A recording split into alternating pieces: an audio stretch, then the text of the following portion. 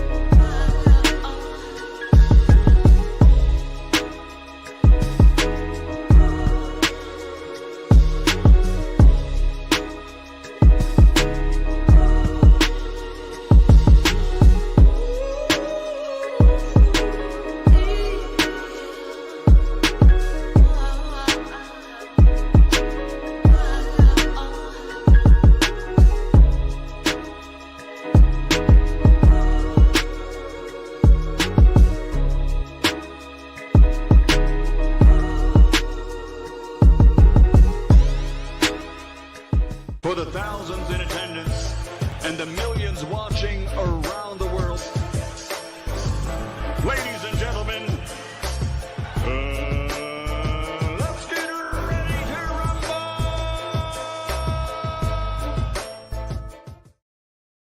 Yeah. What's up, family? This is our boy, Coach Malachi Williams in the building. We back. True Media Boxing Podcast. We're back here, man. True Media Boxing Radio, True Media Podcast. Salute to the family. We back up in this BI. I think the day is Tuesday, right? The day Tuesday? Yeah, the day Tuesday. My bad. I be losing track of days, man. Yeah, that's right. Yesterday was Monday. Yeah, yesterday was on the 20th. Yeah. So the day Tuesday. Yeah, man. Shout out to everybody, man. Happy Tuesday. I want to let everybody know, man. Y'all stay focused, man. Stay focused on everything you said you were going to do. Very. I got a mentor of mine who told me. He said, you would be tempted to do anything other than the work. Stay focused. The only four things that matter. The first thing that matters is focus. In this day and age that we live in, it's very, very easy it's very easy to lose focus. You get what I'm saying? So I just want to throw that out there. That's the most important thing, stay focused. And you would be tempted. And I pretty much read these every day. He said you would be tempted to do anything other than the work. Don't get distracted. Stay focused. Remember why you are doing this in the first place. True. Remember why you're doing it. All right? You know what I mean? It is what it is. All right, salute to everybody, man. What's going on? Let me see. Okay. Go ahead and pull this up. Remember why you're doing this here, man. We got a lot of boxing stuff to talk about. Yesterday we had to clear some things out. We had to clear some things out yesterday. You get what I'm saying? So, I took care of that. That's been taken care of. It is what it is. We don't take nothing back. We don't apologize if we're right. If we wrong, we'll apologize. But if we right, we damn sure apologize. I ain't shit, nigga. We on point. You know what I'm saying? It is what it is. I was looking at this. I'm on Ring Magazine, right? Ring Magazine. I don't know if you guys know. Ring officially have their they have the fight schedule on there, right? They have the fight schedule that they have released. The matches that's coming up. And it's one match that's coming up this weekend I'm looking forward to. And that's Pacheco versus so-called Steve Nelson. I'm looking forward to that. Pacheco is pretty good. He's a pretty good, but he's a matchroom fighter. This is the first fight with Steve Nelson. I think would be a headliner. He normally fights, anytime Bud fights, he fights with Bud, but Bud is more than likely going to be there on the zone. This is an opportunity for Steve Nelson to upset the apple cart. I'm picking Steve Nelson to win this fight. I'm going to break down the fight film. Myself, I'm going to go back and look at it, break down the fight film. But I'm picking Steve Nelson. Now, I don't have a close relationship with Steve. I don't. You know what I mean? I'm not going to sit here and lie to you. But he's a nice guy. He's a real nice guy. Very humble guy. You wouldn't even know he was a fighter the way he carried himself. You just wouldn't even know he was a fighter. He's just a nice dude. It's very similar to when I met Bam. When I met Bam in LA, Bam Rodriguez, Bam was bro, he had his glasses on. And, you know, he had his glasses on, and I'm a short guy. I'm 5'6". Bam shorter than a little shorter than me. So he had his glasses on, and if you see Bam, bro, Bam looks so nice, bro. He looked like a kid. You get what I'm saying? I'm saying from a, this ain't no disrespect. I'm saying from a youthful standpoint, because he looks so young. He looks very young. He remind me of myself when I was around his age. I look so young for my age. You get what I'm saying? Bam looks so young, you wouldn't even know, man, this dude is a stone cold killer. True. Bam, man. You wouldn't even know. You wouldn't even know by looking at Bam. Bam, I'm like, man, that motherfucker here look like, you know, like this dude right here. Yeah, that dude right there, man, would beat the brace off of you. For real? No, man, I run through it. No, dog, not that dude right there. That dude, there ain't nothing to be fucked with, man. You get what I'm saying? So he just had that look. But Steve is, I'm telling you, bro, if you ever be around him, he's one of the nicest people you ever want to meet. You know, he doesn't talk much. I don't think he likes being around people too tough. He's not the attention type guy. You know, he kind of like shies away from attention. You know, he does a lot. He works a lot with kids, you know, at the gym at B&B. He does a lot with kids. Steve do everything, man. He, you know, this motherfucker can sew, you know, this motherfucker can, you know, he can do, he the jack of all trades, bro. He work on cars. He work on cars. He can build houses. Can do everything. You know what I mean? Hey, just jack of all trades. Jack of all trades, motherfucker, man. He don't say much, but I'm gonna look at some film. Cause I like Pacheco. I like Pacheco a lot. I ain't gonna lie, man. I like Pacheco. You know, he one of my favorite young fighters. And Pacheco don't duck no smoke. He don't duck no. I like Pacheco. You know, I'm gonna look at this fight real well, but I'm kind of leaning.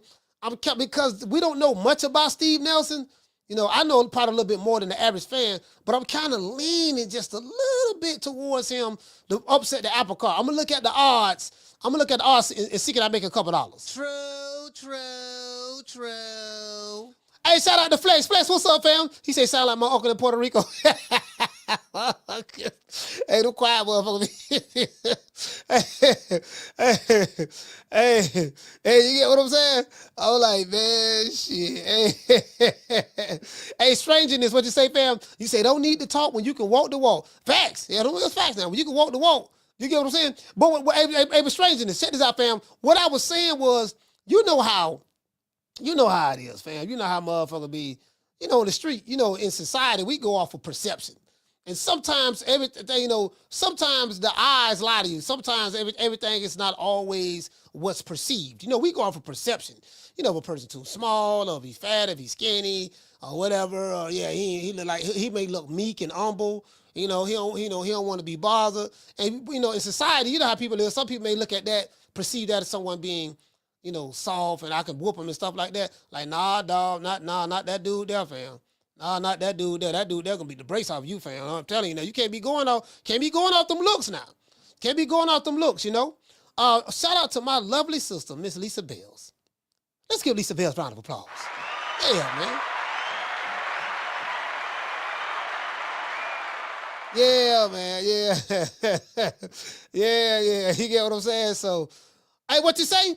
Ray say, he say Nelson only a 290 underdog. I'm gonna take that. You saying only? Shit, shit. Hey, yeah, 2+2 that? Yeah, you know, I gotta do that, fam. I gotta do that. Yeah, I gotta put some paper on that. But that's you might well say that's a plus 300. You might as well say $100 when you're $290. Shit, hold on. Let me get the calculator. Hold on. Ray, I ain't got no but a GED now, so let me pull out the calculator. I want to make sure just from simple math. All right, okay, $100. All right, let's see. I'm gonna put 5 on this here. All right, damn, boy, I'm trying to tell you, boy. Shit, okay, shit, yeah, $100. I gotta put. I'm gonna see. I might put a 500 on that there. Shit, I don't know. Yeah, I might put 5. You know what I mean? Shit, I don't know. I might need to do that. I might need to do that. You know, because, listen, let me tell you something. One thing about Eddie Hearn cards, it's always going to be one of his star fighters outside of Bam. But, outside of Bam. But, always going to be one of his star fighters that kind of mess up the uppercut a little bit. But that's neither here nor there. Let's get into the show. Shout out to Lisa, shout out to Green Eyes P, shout out to Martin, Ray, salute fam, Jamie, the lovely Miss Black Panther. Lovely. You get what I'm saying? Flex, Mr. Juan Carlo. Mr. Juan Carlo, what's going on, brother? Yeah, let's go on. The Nigerian Nightmare, Mr. Andy Payne is in the building. Omar, salute. Omar say, Coach, your boy Rolly back. Man, hey, listen. Hey, Omar, you know I'm a Rolly Romero hater. I take pride in that. I would think about doing a Rolly Romero hate parade, going through downtown Tampa. Who do we hate? Rolly Romero. Why do we hate him? Who do we hate? Rolly Romero. Why do we hate him? Because he trash or something like that. I come up with a catch and give me, you know what I mean? Trash. You get what I'm saying? So, you know what made me hate Romero? Ellie suck a nigga nutsack. It's just very hard for me to like anything Ellie suck a nigga nutsack like. So it's like when he likes something, I just, this motherfucker. Because I know he liking them for the wrong reasons. He be too much meat riding and gobbling. You know what I mean? Gobbling, man. I'm like, man, these motherfuckers ain't got no shame, man. These grown motherfuckers in American boxing. These grown motherfuckers in American boxing, man. These motherfuckers here, I don't know what to say, fam. They ain't got no shame. To this day. You get what I'm saying? No dignity at all. You know what I mean? Hey, shout out to Warlock. Shout out to Warlock Bossing. Shout out to Warlock Bossing. Anyway, really, that's it. I'm the one called him the Crayon-eater. Crayon-eating Rolly Romero. That came from me. Anybody been over here watching my show, y'all know where that came from. Oh, Crayon-eating that Rolly Romero. That motherfucker like he eat crayons. You know what I mean? Rolly Romero, y'all remember that skit I did? The goddamn Booger Ray Leonard? Hey, Rolly. Matter of fact, hold on. Let's do this. Let's do the Rolly Romero. Let's hit the Rolly Romero right quick. Booger Ray Leonard. This is Booger Ray Leonard talking to Rolly Romero. This Booger Ray Leonard talking to Rolly Romero. Rolly, man, they picking at me. They don't understand. I'm a star. Hold on, wait a minute. Yes, Rolly, don't worry about that guy, Coach Malachi. Coach Malachi's a bitch-ass nigga, don't worry about him. Don't worry about Rolly. Rolly, don't worry about Rolly, you'll star. Rolly, look, I got something for you, Rolly. What's that, Leonard? Rolly, I got your new Bugatti. Do you want the Bugatti? Yeah, Leonard, yay. What is a Bugatti? Have you ever heard? Hold on, Rolly, let me get my other glasses. I don't like these glasses right here. Wait a minute, you know what I mean? Special needs fighter. Okay, wait a minute. I gotta tend to him real well. He's one of my favorite fighters. I love Rolly. He calls me every day and checks on me. Rolly. Yeah, I'm Rolly. Have you ever heard of a Bugatti? Yeah, I saw a Bugatti before. Well, you have a Bugatti. That's the cousin to the Bugatti. You for real? Does Floyd have one? Well, no, he doesn't quite have a Bugatti, Rolly. But you're the first one. You're gonna be the only one in the city with this orange Bugatti with tins. Do you like the tins? Yeah, I got 10-inch rims. You got 10-inch rims. You got 100 spokes. Don't worry about it, Rolly. Got the double R in the car. Like Rolls Royce, Rolly Romero. Yay! And guess what, Rolly? I got something else for you. What's that, Rolly? Do you like coloring books? Yeah, I love coloring books, Leonard. Okay, Rolly, I have a box of crayons for you. You like crayons? Oh, Leonard, thank you so much. So Leonard gave his fool the coloring book with the box of crayons. He thinking this nigga finna start coloring the book. Rolly pulled out a crayon, allegedly, and start eating the crayon. True. I'm like, is this motherfucker eating a crayon? Oh my God, I'm Floyd. Yes, Leonard, what's going on? Floyd, we have a problem here. What's that, Leonard? What's that? Rolly Romero, one of our star fighters. Yeah, what about him? He's eating a crayon, Floyd. He's eating a crayon. What do you mean he's eating a crayon, Leonard? Floyd, I did like you told me. You told me to give him $500, hard head cheese sandwich, a Bugatti, and a coloring book and a box of crayons. I gave him that. Don't you know he pulled out the orange crayon and started eating it? Are you serious, Leonard? Leonard, are you serious? Tell me you're kidding, Leonard. Tell me you're kidding. Floyd, I'm telling you, Floyd, I'm not kidding. He's eating the crayon right now. I'm watching him. You want me to put it on video? Yes, send me the video. Take a picture. You know what I mean? Leonard, oh my gosh, Leonard, this crayon is so good, man. I'm trying to tell you, man. Do you know, getting fighting Vegas, watching other people fight, Ellie sucking nigga neck check, he told me that I'm popular. A lot of people trying to take pictures with me. Yes, Rolly, you are popular, Rolly. Don't worry about it. Oh, my gosh, I can't believe he's falling for what Ellie sucking nigga neck check say. Ellie sucking nigga neck check. We don't run trains on him. Oh, yeah, okay. Yeah, you get what I'm saying? So it's because of that. It's because of that. The Ellie sucking nigga nut sack, it's just hard for me very difficult for me to like Rolly Romero. And another thing, I'm mad because, I don't saw him lose quite a few fights and robberies. Jackson Marinez fight. Jackson Marinez gave Rolly his first loss. He got robbed. Go back and look at the Jackson Marinez fight. He got robbed. So I'm still mad about that. I ain't let that go. Then he fought Tank, Tank knocked him out. I can't get any credit. You beat the motherfucker special needs. So I can't get any credit for that. Then he fought Ismael Barroso, Grandpa from the Mummy, and Grandpa from the Mummy was beating the brakes off of him. You get what I'm saying? And Tony Weeks jumped in there and stopped the fight and gave the fight to Rolly. True. I'm still mad about that too. Y'all know I hold grudges. I hold grudges for a long time. I am a grudge-holding motherfucker. A grudge-holding mofo. I ain't gonna sit here and lie to you, boy. So it really ain't too much about Rolly. You know what I mean? But it is what it is. I just hate to see hype jobs, people who ain't got no skills, and they keep getting title shots. This motherfucker was a WBA champion. Like, how? He ain't got no skills. This man is pure D garbage. Garbage. Gabitch. Garbage. To this day.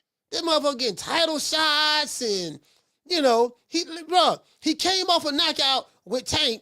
His next fight, he get a title shot in a robbery to Grandpa Smurf. Grandpa whooped him, so he get a title shot and Grandpa and get the belt. Come on, fam. Then he get knocked out. Again. He get knocked out again by Pitbull, Eastside Pitbull Cruz. Now he in a main event fight with doggone Ryan Garcia. The bigot, Ryan Garcia.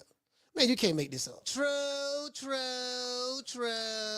He gonna be running around. Hey, shout out to the lovely Miss Connie. He gonna be running around talking about, yeah, man, I'm the main event. I'm on the main event, man. Everybody know I'm a star. I'm a main event fighter. Guess what? This man coming from the PBC. Al probably like, man, look here, man. Check this out, man. I ain't got nothing for you anyways over here, man. I tell you what, I'm gonna get my 30% anyways. So I like, you know what, man? I tell you what. Since you niggas don't want to wait on me, don't worry about it. I'll let y'all go over there. Real season. Turk Al-Sheikh. Turk Al-Sheikh already said that. Turk Al-Sheikh already said that he's partners with the PBC. He already said that. He said the PBC is one of his partners. You get what I'm saying? Yeah. Yeah, he said, what's some PBC? I don't know how Tank feel about that. But I think it's obvious. Quite a few PBC fighters don't fought on Turk Al-Sheikh cards. Frank Sanchez fought over there, the heavyweight. He got his ass whooped. On Turk Al-Sheikh card, the Arena season card. Let's see. Isak Cruz fought over there. Yep, he got, you know what I mean? He got beat by El Rayo. El Rayo fought over there. Let's see. Now they got Mr. Crayon-eating himself, Rolly Romero, fighting over there. To this day. You get what I'm saying? So it is what it is. But listen. All that playing possum, faking like y'all don't want to go over there. Tank gave it up though. Yeah, man. Every time somebody go over there, they get their ass whooped. See Tank trying to protect that O. That's what Tank doing. Tank trying to protect that O right there. You get what I'm saying? That's what he doing. It ain't about, he trying to start this fake beef with Turk Al-Sheikh. You know what I mean? It ain't no real beef. You because you said you're a prize fighter. You trying to get the bag and leave. Okay, Turk Al-Sheikh got the bag. The reason why he ain't trying to do that, because he's like, man, these motherfuckers finna mess me up tough. I'm gonna have to prove this shit. I'm gonna have to prove that this shit that everybody say that I am. I got to prove this shit, get some real competition now. You get what I'm saying? Not the smoke and mirrors. Not the smoke and mirrors. I just want to throw that out there. You get what I'm saying? Anyways, let's get into the show. Let me go ahead and read this right here. The real reason Ryan Garcia and Devin Haney need tune-up fights. You know what I mean? Next. They got to have a tune-up fight. Now, we already know that, they signed the contract. I think they found signed a 3-fight deal with Turkey Al-Sheikh. Ryan Garcia and Devin Haney supposed to be fighting each other. It's going down like a hog head cheese sandwich with a can of slick smoked liquor bull. To this day. True. Hog head. Have you ever had a hog head cheese sandwich with a can of malt liquor? No, back in my day, when I stayed on the second floor in the West Tampa housing projects, right? I want to say this probably about 1983, 84. I'm probably about 9, 10 years old. I remember I seen my uncle Virgil. He was sitting on the porch. You know what I mean? They were sitting up there, just talking shit. We were looking at cause we stayed right there on the street. Now you're right there on Main Street, so you can sit on the porch, on the front porch. And look and see all the cars ride by. And my uncle was eating he used to drink bull, slick small liquor bull. A lot of you jitterbugs don't know nothing about that. That was the beer back in the day. The old school beer back in the day in the 70s and 80s. They had OE. OE was still around, old English. You had slick small liquor bull, let's see. You had the Coke 45. Billy D. Williams used to do Coke 45 commercials. You know what I mean? Was it Coke 45? Yeah, I think Coke 45 commercial. So you had Slick Smoke Liquor Bull, you had OE, you had Coke 45, you had Private Stock. Y'all remember Private Stock in the green bottle? See, that was the old school beers back then. The old school beers. They had the Private Stock. We talking about 80s. You know what I mean? Come on. My mom and dad they were bootleggers. They used to bootleg beer right in our apartment. So, but y'all always call it the trap house. We bootleg beer and sell reefer. I don't know. We ain't know what they used to call it weed back then. They called it reefer. Used to bootleg beer, sell reefer. You know what I mean? So we used to go to the ice house and stuff. Get some ice, put it in some coolers. Then my dad would go to the store, get a whole bunch of beers and stuff, bulls, Private Stock, this and that, yada yada yada. Put it in the cooler.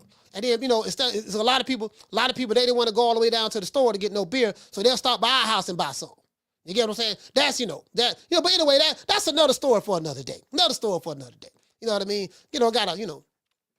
Hold on, MB, what you say? MB say, Coach, that was the first Red Bull. They had the Blue Bull and the red. Okay. Miss Black Panther say Miller High Life, the champagne, the beers. Yeah. They used to say that. Yeah. Miss Black Panther, you right about that. Miller High Life, the champagne, the beers. They try to make it look classy. I'm drinking on the Miller right now. You get what I'm saying? Drinking on the Miller right now. And then in the 90s, they came out with St. Ives, St. Ives, I remember Ice Cube was on the St. Ives commercial. They had all the great gangster rappers on doggone, on the St. Ives commercial. Yeah, St. Ives. You get what I'm saying? The crooked eye, the crooked eye. I ain't never had no St. Ives. I ain't never drank that shit. I don't know. I heard they said that motherfucker, that boy. They said that St. Ives make a nigga go to committing crimes and all kind of stuff. Anyways. The Ring magazine has rolled out another schedule. It includes Ryan Garcia and Devin Haney fighting on the same card. Ryan Garcia is scheduled to fight the PBC's very own Crayon-eating Rolly Romero. True. Mr. Crayon Eater himself. You get what I'm saying? Devin Haney is scheduled to fight crafty veteran Jose Ramirez. These fights are considered to be tune-up fights for both men. Martin Bakole and Efe Ajagba is also on that card. Now, really, that should be the main event fight. Martin Bakole and Efe Ajagba should be the main event fight. But I understand both of those guys are from the continent of Africa. I think one is from Nigeria, and the other one's from the Congo or something of that sort. You get what I'm saying? So both of them. But really, that should be the main event fight. But probably because they're not a household name with the American boxing fans, because this fight it will be over here in America. I'm hearing it's supposed to be in New York. Why are they fighting in New York? I have no idea. You have two West Coast guys fighting in New York. Devin Haney is from, where is he from? Henderson, Nevada. The mean streets of Henderson, Nevada. I think Oscar De La Hoya live over there. Floyd Mayweather live over there. So he's living amongst millionaires. Henderson, Nevada, the mean streets of Henderson, And And Ryan Garcia from the mean streets of Victorville, California, Victorville's very own, he's fighting, they're both of those are West Coast guys. So that fight should be on the West Coast. I just don't get it. Like, you got two West Coast guys. Put them on the West Coast. Now we gonna put these niggas on there. We gonna put them in New York for what? I mean, don't get me wrong. I like to fight in New York. Me personally, I like it because it'll give me an opportunity just to go. It'll give me a reason to jump on the plane and go. I'll go check him out. Last time I went to a Devin Haney fight, he got the brace beat off of him. First time I ever went, he got the brace beat off of him. Alphabet boys and suicide watch and stuff like that. You get what I'm saying? So it is what it is. And then Ryan Garcia Ryan Garcia went in the studio. He made the Honey Pack song. No, not the Honey Pack, the Haney Pack. Ryan once say, Devin ain't from Compton. No, Devin from Henderson, Nevada, fam. He from Henderson. Nice. Shout out to Curtis, man. Listen, nice neighborhood now. Henderson, a nice neighborhood now. I'm telling you, it is nice now. Don't listen. Listen. That suburban nigga kick a lot of ass now. Devin Haney can fight now. Hey, what it say? He say the fire damage coach. Coach, L ain't no good. Oh, yeah. You know what? I forgot all about that, Omar. Omar, you right about that. I tell you what, LA ain't no good, but they can't do Vegas. They can't do Vegas, though. Omar, they can't do Vegas. Oh, Vegas, I tell you what, Vegas or at least Texas. They can do Texas. Listen, Ryan Garcia, Devin Haney can do Texas. Right there, I mean, that's kind of like the halfway mark. The Midwest right there. You get what I'm saying? Southwest. They can at least do that. But, maybe the New York card, maybe fighting in New York would be good. I could be wrong.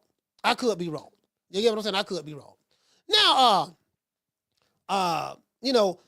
Efe Cruz was rumored to be fighting Ryan. But Efe Cruz pulled out the fight. He pulled out the fight because he have a fight in February. He's supposed to be fighting, Efe Cruz is fighting on the David Benavidez, David Morrell undercard. So that's probably why he pulled out. You get what I'm saying? Some say he ducking smoke, but I just think if he got a fight in February, I'm not gonna say Efe ducking. I'm not gonna say that because he got a fight in February, right? Do you guys think that Crayon-eating Rolly Romero is a good tune-up fight for Ryan Garcia? Do you guys think that Jose Ramirez is a good tune-up for Devin the Dream Haney? Let's talk about it. T-shirts are on sale at CoachMalachi.store. Become a member of the True Media Podcast movement by becoming a member, clicking the Join Now button right next to subscribe. And you can also sponsor today's show via Super Chat, or Cash App, PayPal. We got the QR codes on the right-hand side, Cash App or PayPal or Zelle. Right here at the bottom, Zelle, True Media Films with the Z, True Media Films, TRUMEDIA, Films, FILMZ, @gmail.com.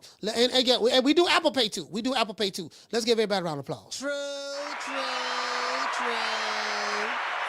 Yeah. You get what I'm saying? So I don't know. Now, this is the thing. I'm going to tell you something. Something that y'all probably haven't even paid attention to. I'll tell you something you guys haven't paid attention to. Devin Haney is fighting on the undercard of Ryan Garcia fight. Shout out to Curtis for being a member for 14 months. Salute to you, my brother. He say, what'd you say? He say, like your work, coach. He said, like your work, coach. Keep it. I appreciate you, fam. I appreciate you. You get what I'm saying? And listen, let's hit Curtis with the Huggy Bell. Down from the bar, there's a platform stage. People pimping, sharp as razor blades. The man got cheated. Check this out. Devin Haney, the face of boxing, according to Ryan Garcia. Sorry about that. Not Ryan Garcia. According to Dollar Bill. And according to the LDBC. Devin Haney is the face of boxing. The face of boxing, Devin the Dream Haney, is being disrespected by the Sheik. Turkey Allah Sheik. You got Devin the Dream Haney fighting on the undercard of the guy that cheated him. Ain't that some shit? I think the Sheik did that because Bill Haney was talking that flim-flam. Y'all remember a couple weeks ago, Bill was talking shit about Turkey Allah Sheik. Next thing you know, we saw him over there smiling, showing all 32 teeth, with his finger up. You know what I mean? Like, yeah, man, took all the sheet. Because he was saying that, well, if he trying to save boxing, why he ain't doing this or why he ain't doing that? He criticized the man just for a week later to be over there and, you get what I'm saying? So, Bill know what it is. They say Devin's going to fight on BLK Prime. I knew he wasn't fighting no BLK Prime. Knew he wasn't fighting over there. I asked, I knew he wasn't fighting over there. Like, I think they were just throwing a little smoke screen out there. Bill probably told him, Dev, look here, man, this our best shot to get the Ryan Garcia payday. So what we gonna have to do, son, for you to redeem yourself, we can't go to BLK Prime, man. We got to go over here to Turk out the sheet. He the one got the real money, so it is what it is. Remember that? Hey, they would call it BLK, man. I'll never forget. They would call it BLK Prime, BET Prime. Niggas. Hey, them niggas would hate they would hate no dog on BLK Prime so much. They would call it BLK Prime, BET Prime, MLK Prime. Black content creators hating on the black-owned company. Black content creators hating on the black-owned company, but yeah, they holler about, yeah, man, we got to be on code. Nah, we got to be on code. What code that is? You got to be pro Devin Haney. If you ain't pro Devin Haney, you ain't no code. Well, okay, just say that. Stop trying to make it seem like it's a black or white thing. You just want a nigga to be pro Devin Haney. No, man, but you selling your own people out. How am I selling my own people out? I'm just saying. Like, bro, when you go to questioning these dudes and showing them the racial double standards and the hypocrisy and the idiocy and the dumbass shit they be saying, they literally cannot defend their positions. They go to deflecting, calling you names, this and that, yada, yada, yada, yada, yada. Niggas got their thongs in a bunch. They got their thongs. Like every time, listen, I see these niggas sagging with their thongs showing like the Cisco. Like Cisco made the thong song. Y'all remember Cisco made the thong song in the early 2000s? Yeah, these niggas be wearing their thongs. They be wearing their thongs, talking all that rah. Come to Chicago. Okay, come to Chicago and what? And what's gonna happen? Yeah, come to Chicago. You go find out. Nigga, you in your 50s. How about coming to Chicago? True. You ain't gonna do that. You ain't did that. You ain't did that since you been on YouTube. You just gonna troll some niggas, make some videos, and everybody look mean in the camera. That about far that shit gonna go. Literally. You know what I mean? Track record speak for itself. Hey, what to say? Falcon say they're gonna offer you drinks. Thought that, hey, Falcon. Hey. I thought he was T-Pain. I said, this don't look like T-Pain. He a little bit too fat and chubby to be T-Pain. Face look like he got 2 butter biscuits on the side of his face. Why this don't look like T-Pain got hair. This nigga bald head. I don't know, this fake ass Suge Knight right here. Yeah, no, he ain't really no. Nah, that ain't T-Pain. That ain't T-Pain. You get what I'm saying? Shout out to Guillermo. Guillermo, what's going on, fam? My sister Lisa Bells, Jamie from New York, DeMartin. Hey, shout out to Jesse. Jesse say, that's why I can't stand these niggas. As soon as you start deflecting, I'm ready to call you a bitch. Hey, shout out to Brandy Sweet Like Candy. She say she at work. Brandy at work. That's right. She says, get that money. Get that money. You ain't wrong for that there. Get that paper. Shit, you ain't wrong. Well, since y'all at work, let me go ahead and give y'all a good show. Now, I'm gonna say this here. Shout out to Warren Banks. I think it's very disrespectful. I do agree that Devin Haney and Ryan Garcia need a tune-up fight. I want to see what Ryan Garcia looked like. They say out there he was on the Osterman now. We know he was on the Osterman, so we got to see what he looked like clean. I heard the Sheik told him he has to enroll in Nevada, and that's what it is. So they saying that Ryan Garcia is allegedly supposed to be enrolled in Nevada. I don't know if he is right now, but probably by the time he fight Devin Haney, he should be. Now, I will say this. I think that Ryan Garcia, on paper, I got to say on paper, because I don't know how much Jose Ramirez have left. On paper, it looks like Ryan Garcia has the easier fight of the two. That's what it looked like. On paper, it looks like Ryan Garcia has the easier fight. That's what it looks like. On paper. You get what I'm saying? He fighting Rolly Romero. It don't get no easier than that. True. He fighting Rolly Romero. You get what I'm saying? He fighting Ryan Garcia fighting Rolly Romero. This man rubbing his hand like, man, oh man, this shit's sweet right here, man. Now, Devin Haney is fighting more of a craftier veteran. Now, I don't know if Jose Ramirez, he might be old and washed up though. I haven't seen. I got to go look at his last couple of fights to see, cause I kind of forgot who he fought last. He fought Regis Program. I think he did. Didn't he fight Regis? Matter of fact, let's look him up. Let's look up Jose Ramirez. Fuck that. Let's look up. Let's see. I want to know who he fought. Who he fought. Let's see. All right, that fight is not on Boss Rec yet. Jose Ramirez. Who did Jose Ramirez fight last? Was it Regis Program? Was it Regis? Oh, Leon, what you say? Yeah, I forgot all about that fight. Yeah, you're right, Barbosa. He lost to Barbosa. Yeah, that's right. You're right about that, fam. Hey, good looking out. Good looking out. He lost to Barbosa. I forgot all about that fight, fam. I forgot all about that fight. Yeah. I forgot all about that fight right there. Yeah, he lost to Barbosa. Barbosa pillow fisted. He got pillow for fist. You get what I'm saying? Pillow fisted Barbosa. So yeah, you're right. I forgot all about that fight, fam. Forgot all about it. You get what I'm saying? Jose, I don't know. So they probably figuring, the Haney's probably figuring, okay, yeah, we're gonna put you in there with this guy. You should be able to outbox him because you should be able to outbox him. I don't think Jose Ramirez got anything left. I don't think he got anything left, fam. I don't. He done been in some big fights. I know he fought Regis Program. I think he fought Josh Taylor. He done been in some big fights. I don't know if he have anything left though. But yet and still, I think he's better than Rolly Romero. So in my opinion, I think that Ryan Garcia has the easier opponent. Some say, so I heard somebody say that Devin Haney should be able to knock out Jose Ramirez. I don't know about that. I'm anxious to see what type of style Devin Haney fights. Do you get what I'm saying? I'm anxious to see that, fam. I'm anxious to see the style of fight that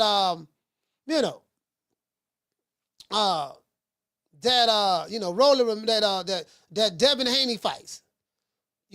I do agree. Hold on, wait a minute.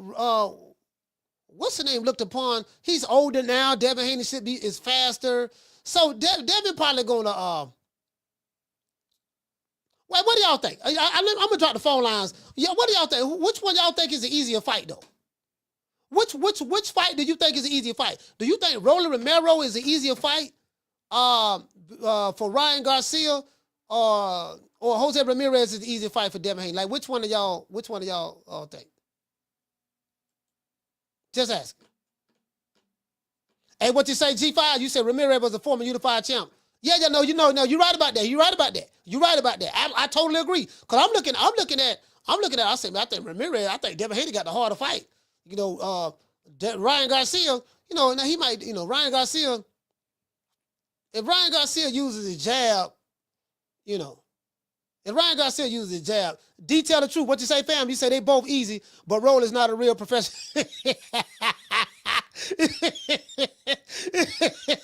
Hey, detail the truth. Say they both easy. Well, hold on. Wait a minute, Coach. Wait a minute. Now they both easy now, but Rolly Romero's not a professional fighter. Like, don't nobody take this dude. What did you say, Leon? Leon say Rosie easy fight. Ramirez has a good chin. Yeah, you know what? Hey, listen. Okay, all right. Hey, Leon, don't go nowhere. I got another question for you. I got another question for you and detail the truth. Is there a possibility that any one of these fighters could be upset on this upcoming card? I'm talking about Devin Haney. Hold on, $1 Trillion Dreams. What's up, fam? Shout out to $1 Trillion Dreams, man. $1 Trillion Dreams over there on X.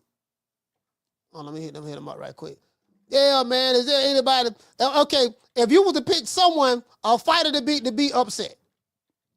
If you was to fight, listen. If you was to pick a fighter that was going to be upset in this fight, if you would say, you know what, dog, I got an upset pick. If you were doing a parlay, hold on. If you were doing a parlay, just asking y'all, just asking. You know what I mean? And hold on. Just asking. And again, I don't want to throw anybody under the bus. If there was any fighter, let me give him a that you can see Yeah, man, it might be a possible upset now. It might be a possible upset. Who would it be? Shout out to Wookie And I'm just asking. Shout out to the lovely Miss Connie. G5 said, I hope not, coach, but Dev respectfully. No, man. No, so what y'all saying? Y'all said Rolly ain't got a chance? Don't want this shit. Boy, we need to upset. Hey, Miss Black Panther, what do you say? You said, I don't know Rolly eats crayons. What you say? I don't know Rolly eats crayons. So he might just color you away. Hey, Miss Black Panther, all I'm saying is, what if Rolly got that retarded strength though. He do got that retarded strength, so but he just so trash, though. I don't see, from a skill set standpoint, I don't see nothing that he's gonna bring to the table that's gonna beat Ryan Garcia. I just don't see it. Especially the Ryan trained and he ain't drinking and all that stuff there. I just don't see it, fam. I just don't. I just don't. I don't. Hey, what you say? Jamal, what you say, fam? You say they both can be obsessed. You know what? I'm gonna tell you something. Hey, Jamal, check this out. I can see. I mean, unless Ryan Garcia get caught with a lucky punch, I just don't see it. I think his reflex is too strong for Rolly Romero. I think Rolly Romero gonna be kind of gun shy from that left hook. He gonna get caught. He gonna get caught with that left hook. He gonna get caught with that left hook, fam. I'm telling you right now.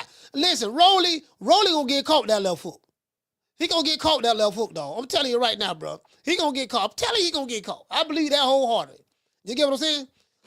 So I believe he gonna get caught with that left hook. I honestly believe that. As I said, both of them need a tune-up fight. I don't have a problem with that. I don't have a problem with both of them getting a tune-up fight. I do kind of think I will.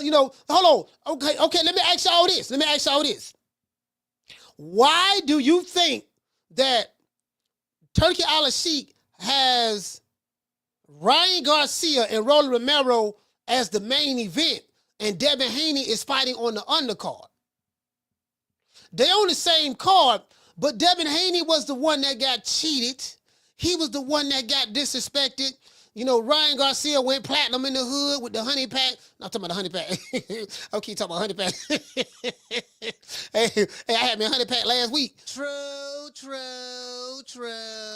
Yeah, but we know, but with the honey pack song, and they had to reverse it. Like, why not have Devin Haney be the headliner? Because I think that's the better fight. I think that the Haney and Ramirez is the better fight between the two. But you got Ryan Garcia. You get what I'm saying? It's like it adds an argument to, yeah, man, see, Ryan Garcia still the A-side.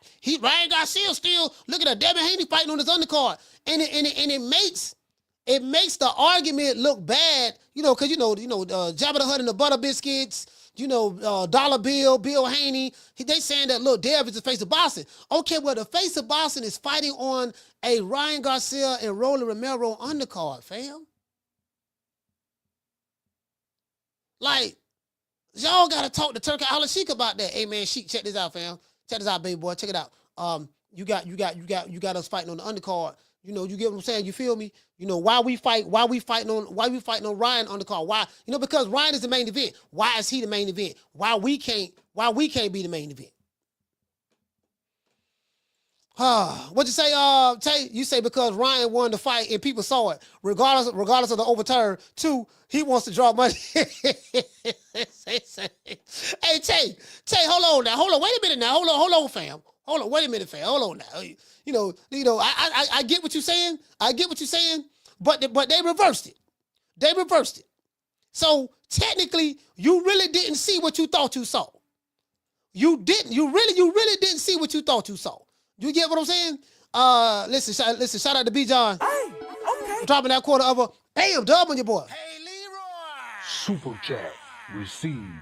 Playtime's over, boy.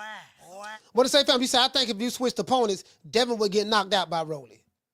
Nah. I think Devin the box circles around Rolly, man. You think he'll get knocked out by Rolly? Nah. I mean, I know Devin Haney is shinny, but I don't think he'll get knocked out by Rolly. Shout out to Mr. Donald Banks. Hey, okay. Dropping that quarter over. Bam, dub on your boy. Hey, Leroy.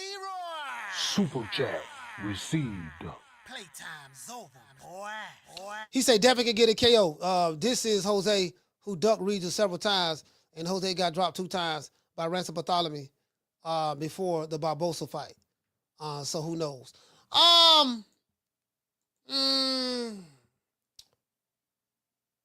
Think Devin can get the knockout. I did hear a couple of people say Devin can get the KO against Jose. So I don't know. Down from the bar, there's a platform stage. People pimping, sharp as razor blades. You get what I'm saying? Some people are saying that. Some people are saying, I don't know, fam. I don't know, fam. You get what I'm saying? Because I'm like, I'm kind of like, you get what I'm saying? I'm kind of like, I don't know. I really don't know. Like, I don't think Devin getting a knockout though. I could potentially see him out. I could see him out boxing him, but getting a knockout. Jose Ramirez. I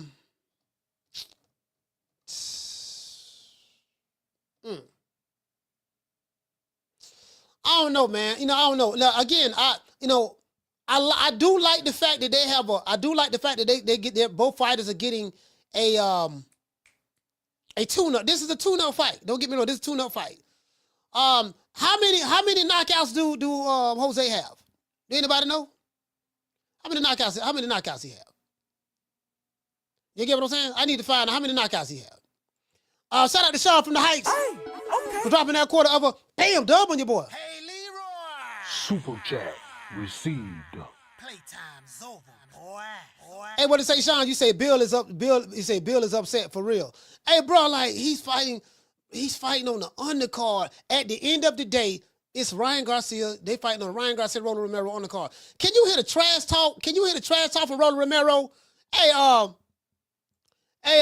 Sean from the Heights. Can you hear the trash talking from Rolly Romero at the press conference? Man, look, man, I'm saying my here Stein. Look, Devin Haney, you fighting on my undercard. You fighting on my undercard. You know, me and Ryan Garcia, we everybody know we popular. We the stars. And he gonna take that to the bank, fam. Like he will always be able to hold that over Devin Haney. You fought on my undercard. PBC fighter. You get what I'm saying? Down from the bar, there's a platform stage. People pimping, sharp as razor blades. Yeah, man. Yeah, dog. Like that. Listen. like if I wanna, man, shit. It's the shout out to Flex. Hey, Flex, it's the principle, fam. Flex, it's the principle. It's not the fact. It's not the hold on. Somebody said something about what? Somebody said something about Canelo. Hold on. What are you talking about? Let me see what's up. Man, let me see. Hold on. Somebody said something about fighting on Canelo on the card. Yeah, I can't find it. Anyways. Yeah, but anyways, yeah, this dude ain't Canelo though. He said Rolly headline, bro, you can't make this shit up, dog. Rolly Romero headline on the card? I mean, we know he ain't headlining it, but he headlining it. The Ryan Garcia versus Rolly Romero. Crayon-eating Rolly Romero. I wonder is Booger Ray Leonard gonna be in the audience? I wonder. Is Booger Ray again? We gotta hold on. I gotta show. Let me show y'all this. Let me show y'all this before we dive right into the show. Let me show y'all this. I have to show y'all this. This for all you Haymanites out there. All you pro PBC gangbangers. Turkey Island Sheik right here. He says this is his Twitter handle. Blue check. He say it is easy. Fight in May, then the big rematch in October. And in the same card, I guess he's trying to say, and on the same card, we will try Tio against Boots. Then the winner gets the winner and the loser against the loser in February. Need to discuss with our partners, Top Rank, Matchroom, Golden Boy, and the PBC. Notice he said that his partners, Top Rank, we already knew that, Matchroom, we already knew that, Golden Boy, we already knew that, and the PBC. So, I wonder is our good brother Timothy Bradley is going to say that the PBC is bowing down, bending the knee. Because PBC has partnered up. They got their fighters fighting on Turk Island card. We know for a fact that's what's going on. Al getting paid. Al like this. Al like, look here, baby boy, check this out. I ain't got enough for you guys that niggas anyway, so I'm going to get my 30%. I'm going to get my 30% regardless. You get what I'm saying? I'm going to get my 30%. Regardless of what. So I'm going to just go ahead and leash y'all out to the sheep. Leash y'all out to Turk Island sheep. You get what I'm saying? And then I'm going to get my paper. I'm going to get my 30% off the ripple, off the top. You get what I'm saying? Who you think he is? DJ Quick? No, huh? No, I ain't saying King Capri? I didn't say huh? Oh, you must be Jimmy Walker. Blue, you ain't nothing. You don't deserve nothing. You don't get nothing. You get what I give you. I got a contract between me and you that say you do what I tell you to do. Therefore, shut the fuck. Don't say nothing. Don't speak to me. Don't look at me. I tell you something. Money, I just said. Blue, if I raise up, gonna be trouble. Trouble. I'm walking off. Yeah, sources. I don't know how true this is now. Again, I'm telling you, I don't know how true this is. According to reports, you know what I mean? Reports that I'm making up right now on this show. Dollar Bill was in there. Hey, she. Look, check this out, right? Check this out, right? I'm from deep East Oakland. You dig? Assalamu alaikum, my key. Yeah, I see you got your prayer rug, so I got mine in the car. I see the contract, and we and Dev willing to sign because we ain't really had no option. We almost went to BLK Prime. Some people call it BET Prime. They were making mockery, but that's okay. But we know you got the money, so I want to sign this contract. But what we're trying to figure out is how come that we are fighting on the undercard. Like, shouldn't we be the main event fighter? Like, Ryan Garcia is the one that cheated us. He the one that got popped dirty with Osterine. We did everything right. Why are we fighting on his undercard? The optics, I'm telling everybody who will listen that my son is the face of boxing. What does it look like, my son, the face of boxing, fighting on the undercard of a Ryan Garcia and Rolly Romero? This is what the sheet told Bill. Who you think he is? DJ Quick? No, huh? No, I ain't saying King Capri? I didn't say huh? Oh, you must be Jimmy Walker. Blue, you ain't nothing. You don't deserve nothing. You don't get nothing. You get what I give you. I got a contract between me and you that say you do what I tell you to do. Therefore, shut the fuck. Don't say nothing. Don't speak to me. Don't look at me. I tell you something. Money, I just said. Blue, if I raise up, gonna be trouble. Trouble. I'm walking off. Who you think it is? DJ Quick? King Capri? Oh, you might be Jimmy Walker. Bill, you ain't nothing. You don't deserve nothing. You don't get nothing. You get what I give you. I got a contract between me and you that says you do what I tell you to do. Therefore, shut the fuck. Don't say nothing. Don't speak to me. Don't look at me. Bill, let me tell you something. If I raise up, it's going to be trouble. Trouble. Now, why would I? Now, y'all fighting on the undercard. Again, it ain't no biggie, but I know that someone brought that to my attention because I'm like, matter of fact, it was a Ryan Garcia fan. Yeah, coach, as I said before, Devin can't sell. He ain't no draw. Ryan Garcia is the headliner, and I'm looking at it right. I say, damn, he is the headliner. I mean, Ryan Garcia is the headliner, and then I see that before the fault, Efe Cruz, but he pulled out. So now they swapped out Efe Cruz with Rolly Romero. So I'm like, damn, okay. Damn, all right. Again, I think the Devin Haney and Ramirez, it really is the better fight between the two, in my opinion. So, but who knows? Who knows how that's going to work out? Hey, what'd you say? Hey, what'd you say? Melvin say, what did Melvin say?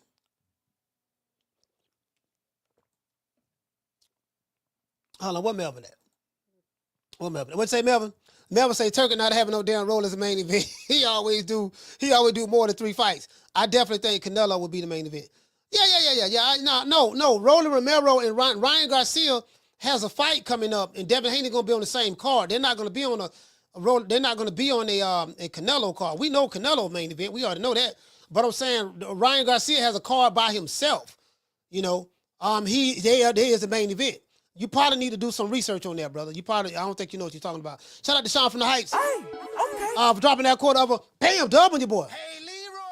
Super chat received. Playtime's over, boy. Hey, what he say, fam? He say, since this is Pocket Watching Tuesdays, how much Devin and Ryan gonna get? And Rolly. Hey, you know what? That's a good question. Sean, that's a good question. Now, sources say, we can make some shit up like the other niggas be making shit up. Sources say that Rolly and Ryan, that Devin and Ryan, they getting 20 mil. They getting a Down million. from the bar, there's a platform stage. People pimping, sharp as razor blades. Sources say that they getting like a 1.5 on the front end, but they get another 20 mil on the back end with junk bonds. They got some junk bonds that they gonna get. You get what I'm saying? Sources say. I don't know how true that is. That's a good question though. I need to call a professional pocket watcher. I gotta call a professional pocket watcher. You get what I'm saying? I need to do that. I need to call a professional pocket watcher, to confirm that. I don't know how much they're getting paid. I'll be honest with you, fam, I don't know. That's a good question. I should have been on my job and found that out. Pocket watching too. I like pocket watching too. The pocket watching fun. Shout out to Sean from the Heights. Hey, okay. Dropping that quarter. Oh, I already read that. Hey, shout out to Sean, man. Hey, D, tell the truth. What's D over there laughing? We gonna find out. Wookie Woo say 30% on the back end. Hey, look. No. Check this out. Wookie Woo. The 30% come off the top to the promoters and the managers and stuff. They getting theirs off the top. So, I'll get his off the top. Yeah, sit and roll over there, man. I wonder if Booger Ray Leonard going to be over there. Is Booger Ray going to be over there? Will Booger Ray be over there supporting his main man, Rolly Romero? That's what we want to know. Eventually, he said that Turk Out Sheik say his partners PBC. Listen,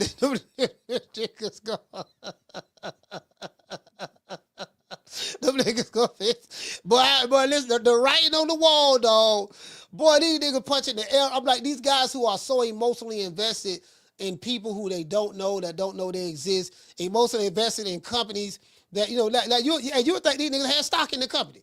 Man, you do know you ain't got no stock in the company, right? What's the problem? I do got stock. I have emotional stock. Yeah, you have emotional stock in the company, but you don't have anything tangible. You have emotional stock. The reality of the situation is this. Your favorite promotional companies are going to work with the Sheik. There's no way around that. They need money. You get what I'm saying? They need money. They, as Timothy Bradley would say, they are going to bend the knee. They're going to bend the knee. That's what those are Tim Bradley words, not mine. They're going to bend the knee. Will the other fighters that's over there with the PBC, will they realize what's going on and be like, yeah, man, you know what, dog? Man, we ain't fought since 1979. Man, we might as well go on over here and get some of their paper. We sitting here waiting, trying to be loyal. You got to be loyal to the soil. Got to be loyal. You don't want to be looked upon as a sellout. Bro, listen, only these dumbass niggas only these dumbass niggas online be talking that bullshit. Never take business advice from a broke nigga. True.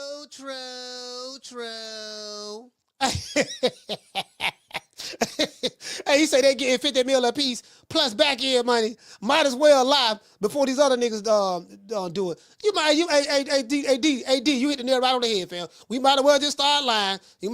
Dog, see what it is. That what he do be doing when they come to their favorite fighter. Yeah, man, see what it is. See, he got we know what CelebrityNetWorth.com say he only worth $10 million. He got a net worth of $10 million. Well, see, that ain't true. He got another 75 mil and he got a diversified they try to say portfolio. He got a diversified polio on the back end. Are you trying to say diversified portfolio? Yeah, portfolio, same thing. Yeah, he diversified it. He got some money in cryptocurrencies. He got some junk bonds, some nice purses. He got his, he got a tattoo line coming out because he got his own swag. He got another $5 million invested in swag. He got another one, invested in nose rings. He got a belly button ring too. Yeah, he got some drawers with his face on it that glow in the dark. He got some money invested in that. So my fighter really got way more money than what they saying. Oh, okay, that rule only applies to the fighter that you like. So when it's a fighter that you don't like, and he says he has a net worth that you happy with, you take that around with it. Yeah, that's exactly what I'm saying. True. All right. Well, all praise is due to the Most High, the Most Exalted, the greatest human being on the planet Earth, Johnny Rice. Well, I guess I gotta be like everybody else and sing Al Heyman. I can quit my job now, baby. 6 figures, baby. You feel me? But a name. Do you have a name? Oh, nah, I ain't got no name, Name them names, man. They know who they is. Name them names, please. The names need to be named. They know who they is. The Mexican monster. Hey man, shout out to Dr. Tony, man, and Dr. Alley. Dr. Tony and Dr. Alley. Shout out to Dr. Tony and Dr. Alley, man. You get what I'm saying? It is what it is. I'm sitting back watching these dudes. Matter of fact, let's go over here and look and see. Who are? Where he fight at? Hold on, wait, let's see what's up. Yeah, I just saw some boy. They got down there this old garbage ass nigga right here. Keep so tired. Let me show y'all this right quick. Boy, they got old Keith sometime Thurman. Keith Thurman is now this Ring Magazine. Keith Thurman is reportedly set to make his return to the ring versus Brock Jarvis on March the 12th in Sydney, Australia. This dude, Keith Thurman was just too good for everybody. He didn't want to fight Spence. He didn't want to fight Bud. He just too good for everybody.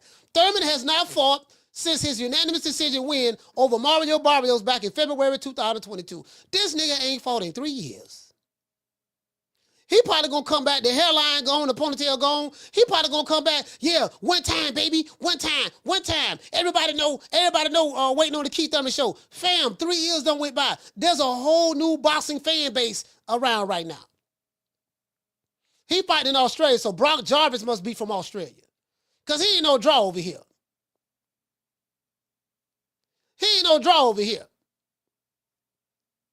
Lord have mercy, Keith Thurman. Okay, so according to Fox, this Fox Australia. Yeah, listen, if I was a betting man, this guy Brock Jarvis is an Australian fighter. If I was a betting man. Matter of fact, I'm finna look him up right now. I'm pretty sure, not sure, I'm pretty sure he's a Australian fighter. Yep. This who Keith Thurman fighting next. You know what I mean? He's ranked number 4 in Australia. 5'9", 6'8", 6'8.5" arm reach. The Australian fighter's kind of tough now. He's an Aussie. The Australian fighter's kind of tough. Is this? I wonder which promotion of the company. It's probably gonna be with the promotion of the company No Limit. Is that gonna be with No Limit? Yeah. Oh, he's a super welterweight. So this gonna be at 154. He's a super welterweight. This going to be at 154, right? Or 154. This going to be at 154. You get what I'm saying? It is what it is, man. Shout out to Gloria Day in the Fabulous Set Trips. Gloria Day and the Set Trips. These niggas don't play. We don't play. You ain't heard, they be tripping. We be tripping. So they swerving on. No faking and no switching. And repping hard for the set. Oh, mamas, it ain't no lie. Because niggas gonna bust. Yeah, man, listen, shout out to Bruce Gas in the building. Shout out to Bruce Gas. I just, it is what it is. Keith sometime Thurman. Nigga, we don't forgot all about you, fam. We don't forgot all about you. Like, I know I have. And he live in Clearwater. He don't live too far from me. He in the Bay Area, making the Bay look bad. To this day. Man, making us look bad, dog.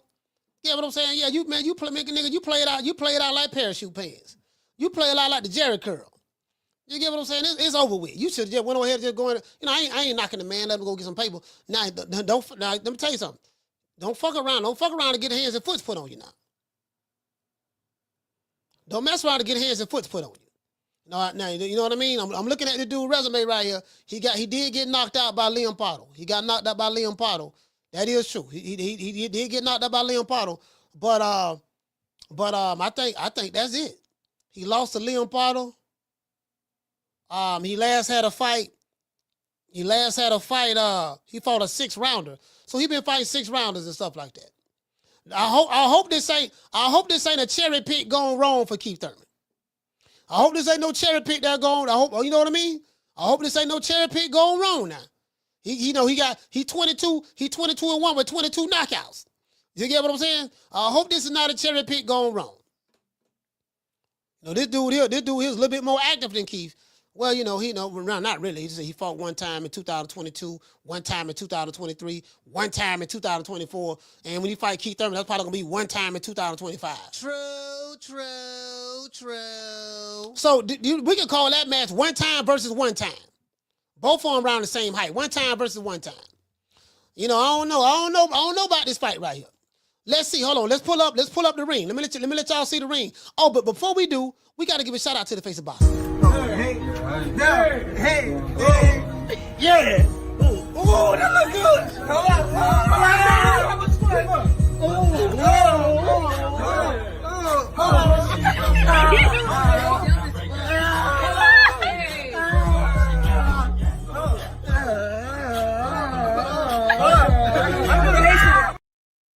Shout out to the cream corn ass niggas out there. Yep, that's right.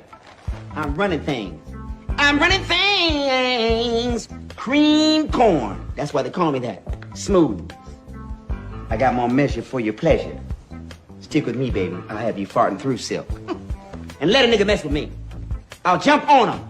All 93 pounds of pure dynamite.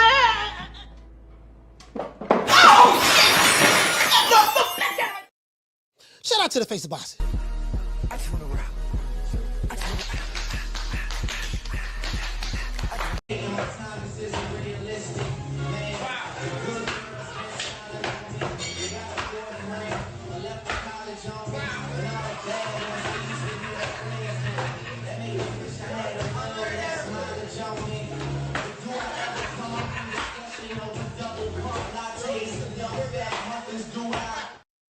No, we gotta show respect to our American fighters. You know what I mean? When they the faces and stuff like that, we gotta show respect to them. You get what I'm saying?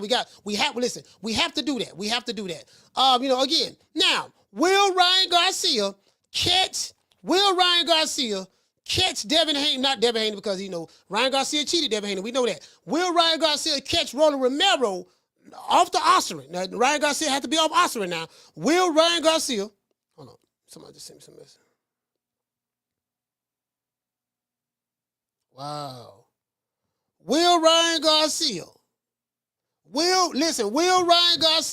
catch Rolly Romero with the same left hook he hit Devin Haney with? We went over the rules in the dressing room. I want Haney to win. I want a clean fight. Y'all touch gloves. Let's go. Ryan, I know you can't fight, boy. I saw that crazy stuff you was posting on Instagram. Ow! We're up. Hey, we're up. Help! Got your back. Save me. Hey, Ryan, get off my guy. I ain't going out like this. Oh, okay, let's go. Headshot challenge.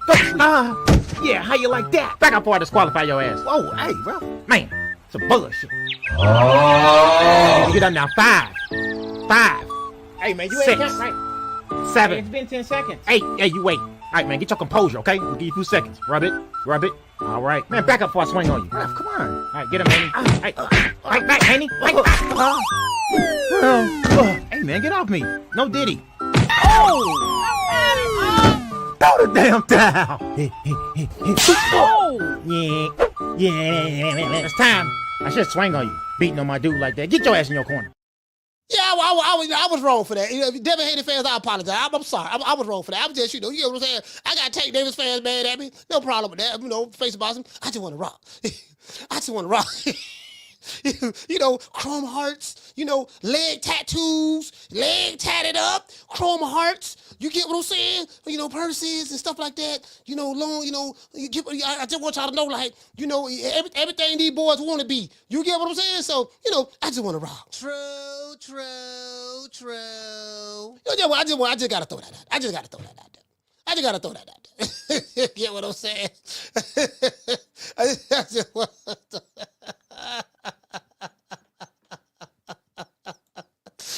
to throw that out there. I just want to throw that out there.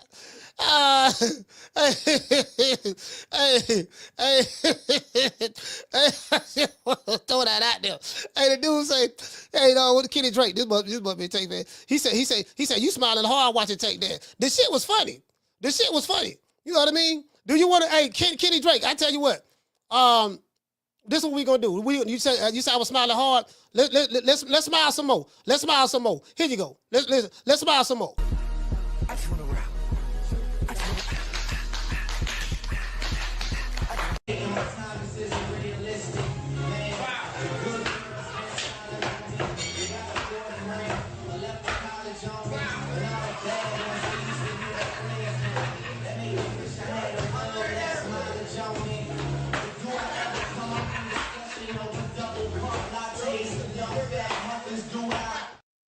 Hey, buddy.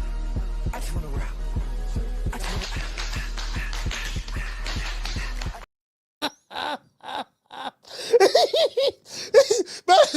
Hold on. Let's smile some more. Hey.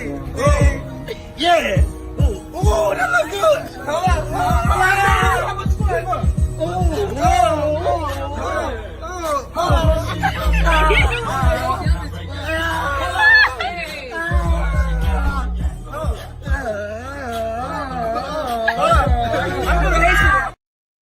That's your king. Well, listen. That's your king there. That's the one there. That's the one. You know what I'm saying? Hey, shout out to my brother, man, good fella TV, man, CJ. CJ, what's going on, fam? CJ. Hey, listen, CJ, I was on these niggas bumper yesterday. You get what I'm saying? So it is what it is. Shout out to what else we got? Shout out to Nebraska Raj. Hey, okay. Dropping that quarter of a bam dub on your boy. Hey, Leroy. Super chat received. Playtime's over, boy. He said, what's good for the mean streets of North Omaha, Nebraska? He said, we don't do those around here. Man, look here, man. Hey, bro, chrome hearts. Matter of fact, I'm gonna do that. Let me hold on. Let me go ahead and pull this up right here. I might as well. I still got it. I still have the, what's yesterday's thumbnail at?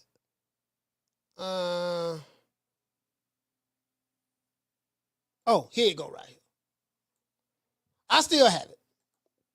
I still got it. You get what I'm saying? So would say shout out to Massachusetts Fishing. Salute, fam. Thank you for becoming a member, brother. Let's give you a round of applause.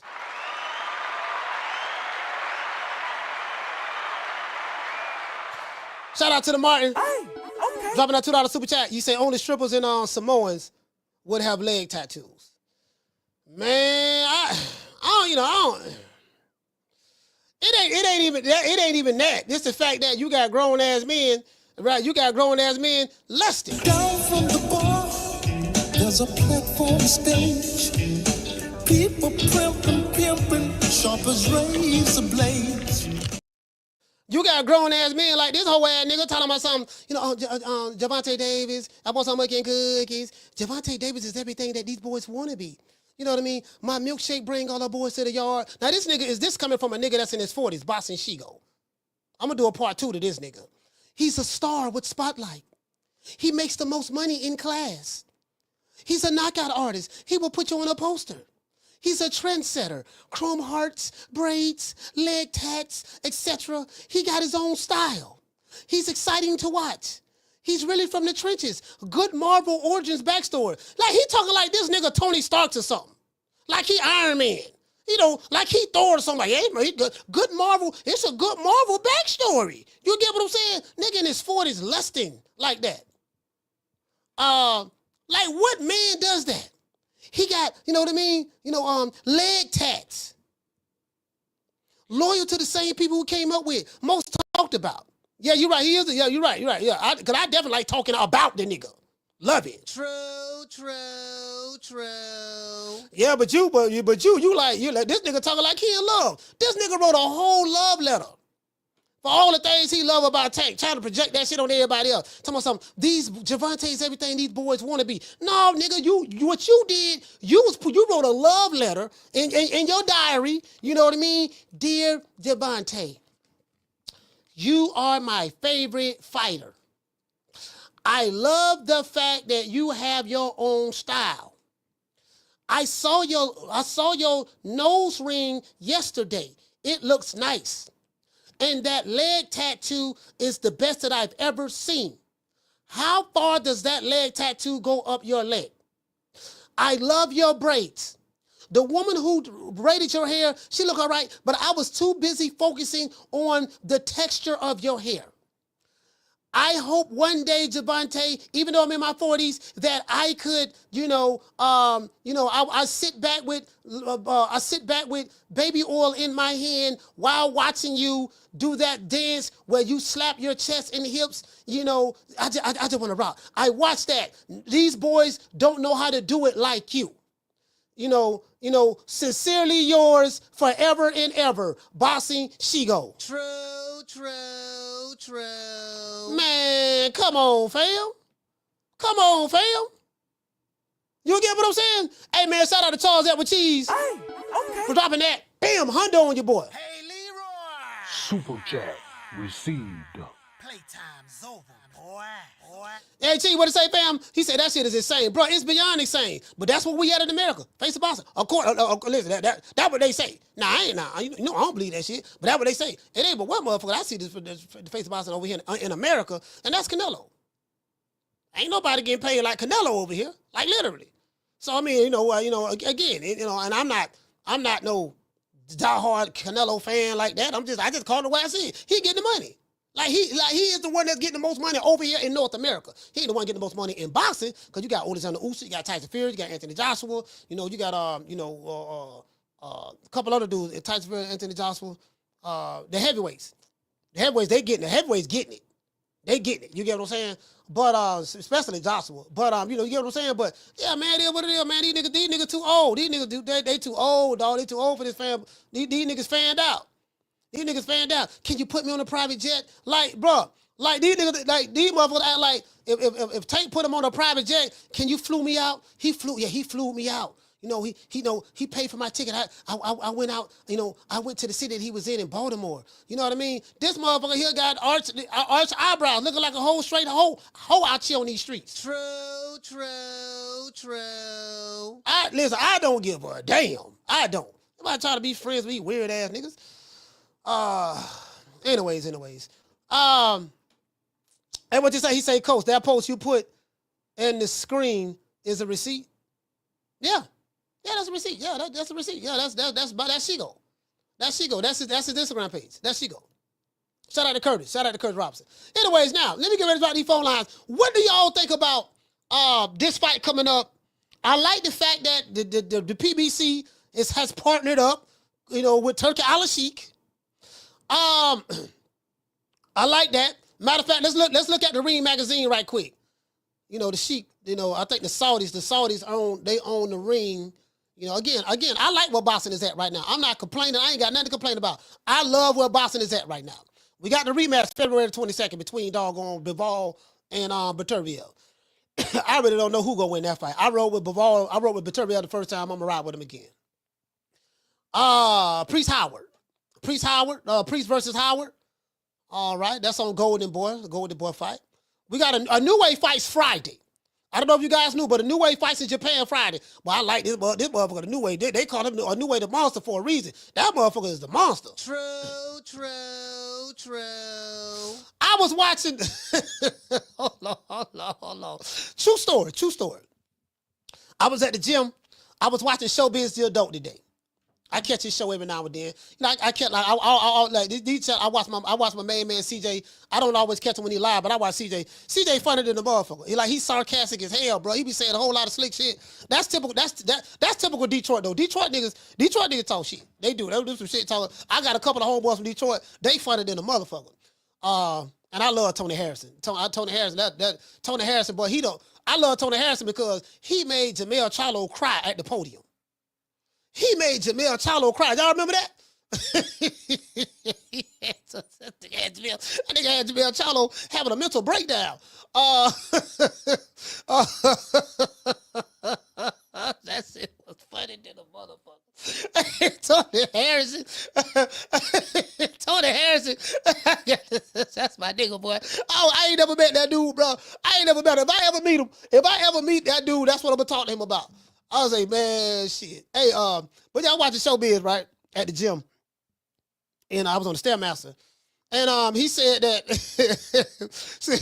Showbiz trying to I get it. Showbiz is a nice guy. He wants to be nice and he like, yeah, man, I just want to see Tank be great. And, but Tank fanboys, they don't want that. When I was trying to get him to fight the top guys, they thought that I was hating and all that stuff there. I was just saying, but they don't want that. So all of the dudes who's supposed to be in the Four Kings, they gone. Ryan Garcia, he going up to 147. Devin Haney is going up to 147. Teofimo Lopez going up to 147. So there's nobody at 135 for Tank to fight. That's what he was saying, right? And he was saying, man, so that's all I was wanting. He said the only hope we have now is the next mega fight we can have. Then he showed a picture of a New Way, the Monster, and Tank. So he said, so do we got to hope that a New Way, it dares to be great and move up and fight Tank? And I'm looking at this nigga like, and again, I ain't got an issue with Showbiz. I'm looking at him like, you want a New Way to move up? He don't move up 4 weight divisions already. So you want him to move up 2 more weight divisions? No, 3 more weight divisions. Because I think he had 120. He had 126, if I'm not mistaken. I think a New Way is at 126. Hold on, hold on. Let me see what New Way. I want to make sure I'm right. Make sure I'm right. Let me make sure I'm right. The Monster. Where is that? He had 120. No, he had 122. I thought he moved up, but he didn't. He had 122. So you want him to move up from 122, 126, 130, which is super featherweight, the 135. He got to move up 3 more weight divisions to dare to be great. And I'm like, okay, why y'all don't want Tank to move up? Like, why you don't want him to dare to be great? Like, why does dare to be great have to be on certain people? Do you get what I'm saying? So I totally disagree with that. I totally disagree with that. No, a New Way ain't got to move up to 1 goddamn 35 for what? That's dumb. That's dumb. Like, why would he do that? The man is a 4-division, 2-time undisputed world champion. He dare to be great. Man, come on, fam. No. I totally disagree with that. I totally, shout out to Mr. Guanacardo. What'd you say, fam? He said, please, please.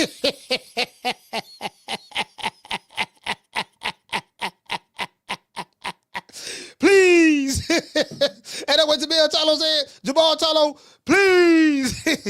Please. What's wrong with this nigga? Tell us some dare to be great. Man, shit. I was like, yeah, listen, I ain't got no problem about a dare to be great. There's nothing wrong with that. You get what I'm saying? But y'all, they like to pick and choose. They like to pick and choose who. See, this what I don't like, right? And with today's boxing. Hey, shout out to CJ. CJ, they like to pick and choose. They like to pick and choose when they want to say somebody daring to be great. When it's a fighter that they like and he moving up in weight fighting somebody, man, he daring to be great. When it's a fighter that they don't like that's moving up to fight somebody, oh man, he just looking for a payday. True. Nah, he daring to be great. I say, bro, like, okay, like, listen, okay, why we just can't have one standard? Okay, if anybody that's doing something extraordinary, just say all of them are daring to be great. Because you're challenging yourself, right? Why does it have to be certain people daring to be great, but certain people are not daring to be great? And there's one common denominator that I noticed. If it's the guy that they don't like, he ain't daring to be great. If it's the guy that they do like, he daring to be great. Nigga can be fighting a whole head cheese sandwich. He could be fighting Poach Chop Willie. Man, I don't know what you talking about. Poach Chop Willie, he bring a lot to the table. Okay, so I'm trying to get you to fight, my nigga, I'm trying to get you to fight this jar of pickled pig feet. You see this jar of pickled pig feet? This jar of pickled pig feet is a whole lot better than this dude right here. Man, I don't know what you talking about. Nigga shit, Poach Chop Willie, you know, so what, this another thing they get me. What he bringing to the table? Who he fought? He brings a lot more to the table than the nigga you finna fight next. No, well, wait a minute, that's different than what he is now. He really, you know, he got a lot more to prove. Okay, what does this dude who eat crayons, what did he do to get the fight? Like we ain't trying to accomplish this ain't rocket science. Like, what did the crayon eater do to get the fight? Let's see, you a hater. You a hater. True. They never answer the question. They start deflecting. Their logic is too easy for me to bust up, right? Listen, these low IQ mofos, you know, their logic is too easy for me to bust up. Like, fam, like, you do know that, you know you don't fucked up right. This shit you said don't make no goddamn sense. You get what I'm saying? So anyway, we gonna see what's up. We're gonna see what's up. Yeah, man. Like, yeah, man. You know, it is what it is, man. Nigga, all that ducking and cherry picking, that ducking and cherry picking. You get what I'm saying? See, and this is the problem. This is the problem right here. See, this what we got to get away from. But when you are put in a certain position, he should be he's able to, like me. You know, when I was in a position, I can pick and choose who I want to, because I earned that right.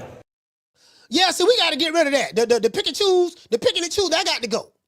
You know, that got to go. And I tell you what, the niggas who like to picking and choosing, they hate Turk Island sheep. They hate them. See, that's what it is. See, again, I don't care about none of it myself, but I noticed that. That's the one common denominator. You can't pick and choose with him. That's a known fact. Like, I'm going to pay you the money that you want, but guess what? We picking the fight. We doing the matchmaking over here.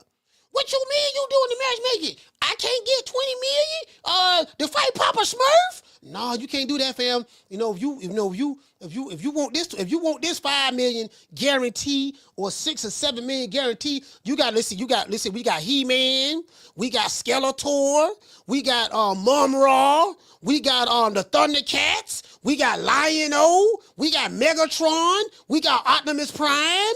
Let's see, we got the Dinobots. Let's see, we got Thor. We got, you got some people you got to fight. We got Godzilla, King Kong. Man, why you can't pay me that 7 million for Smurfette? Smurfette got some hands. You know, she earned the right to fight me. Nah, baby boy, nah, it don't work that way. True. If you want my money, you gonna fight who I tell you to fight. If you don't want to fight who I tell you to fight, stay over there doing what you've been doing. But on this side of the street, it's smoke over here.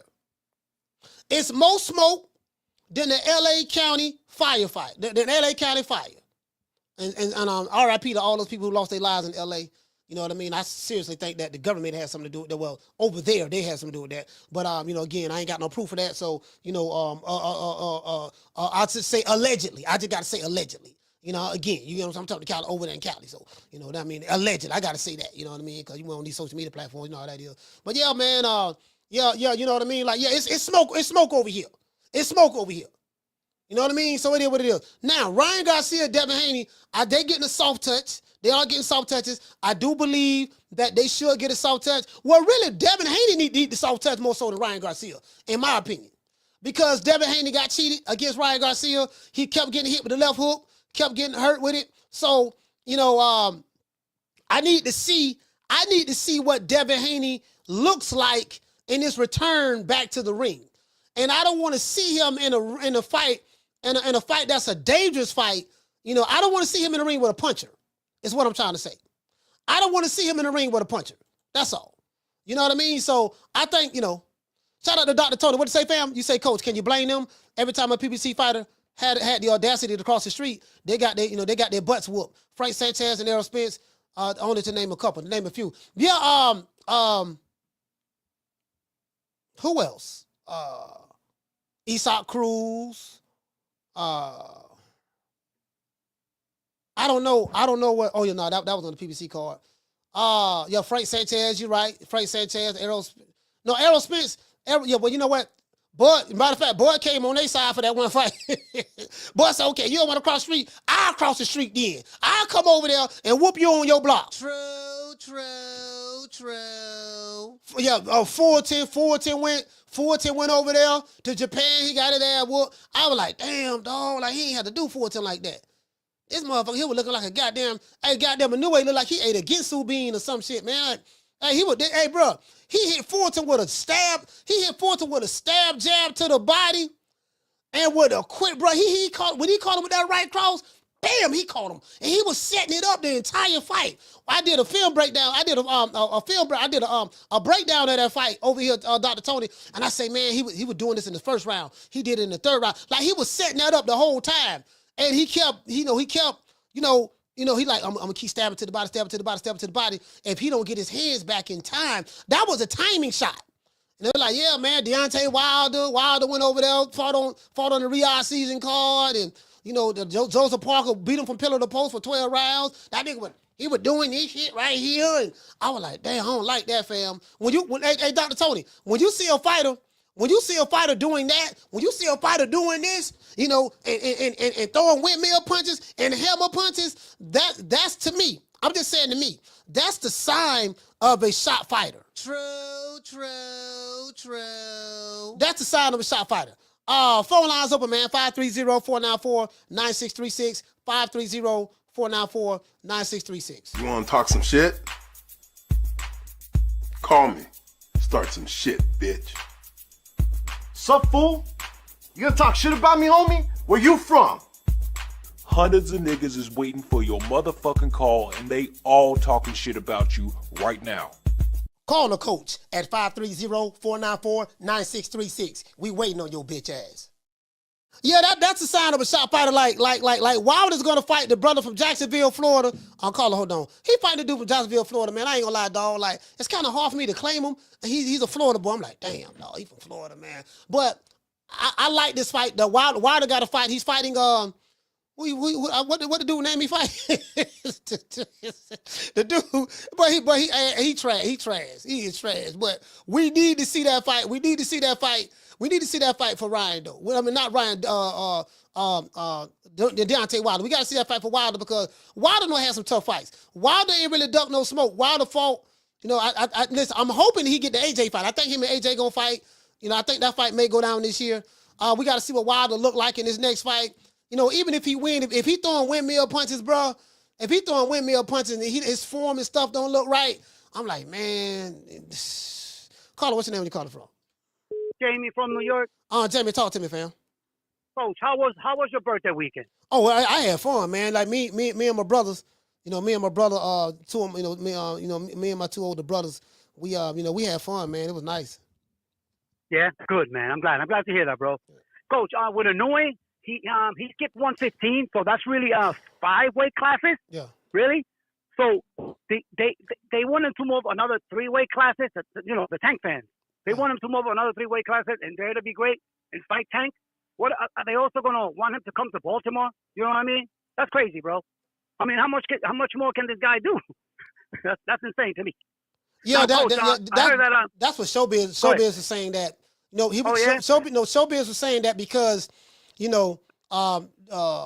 Ryan Garcia is not a 135 anymore. He's moved out of division. He's moving up to 147. Yeah. Devin Haney left. He's moving up to 147. Teofimo moving to 147 from 140. So remember they were trying to push this 4 Kings stuff. I don't know who the hell came up with that shit. But three of the Kings gone. So now he's trying to say there's no big fights at 135. Now Shakur is there, but for some reason they just ignore. They know Tank ain't fighting him. He don't want to fight the guy. And I'm hearing everything but let's throw hands. I'm hearing, he boring. He don't bring nothing to the table. He clout chasing. He looking for a payday. Anytime there's smoke, that's what we hear. So yeah, nothing but excuses. That's it.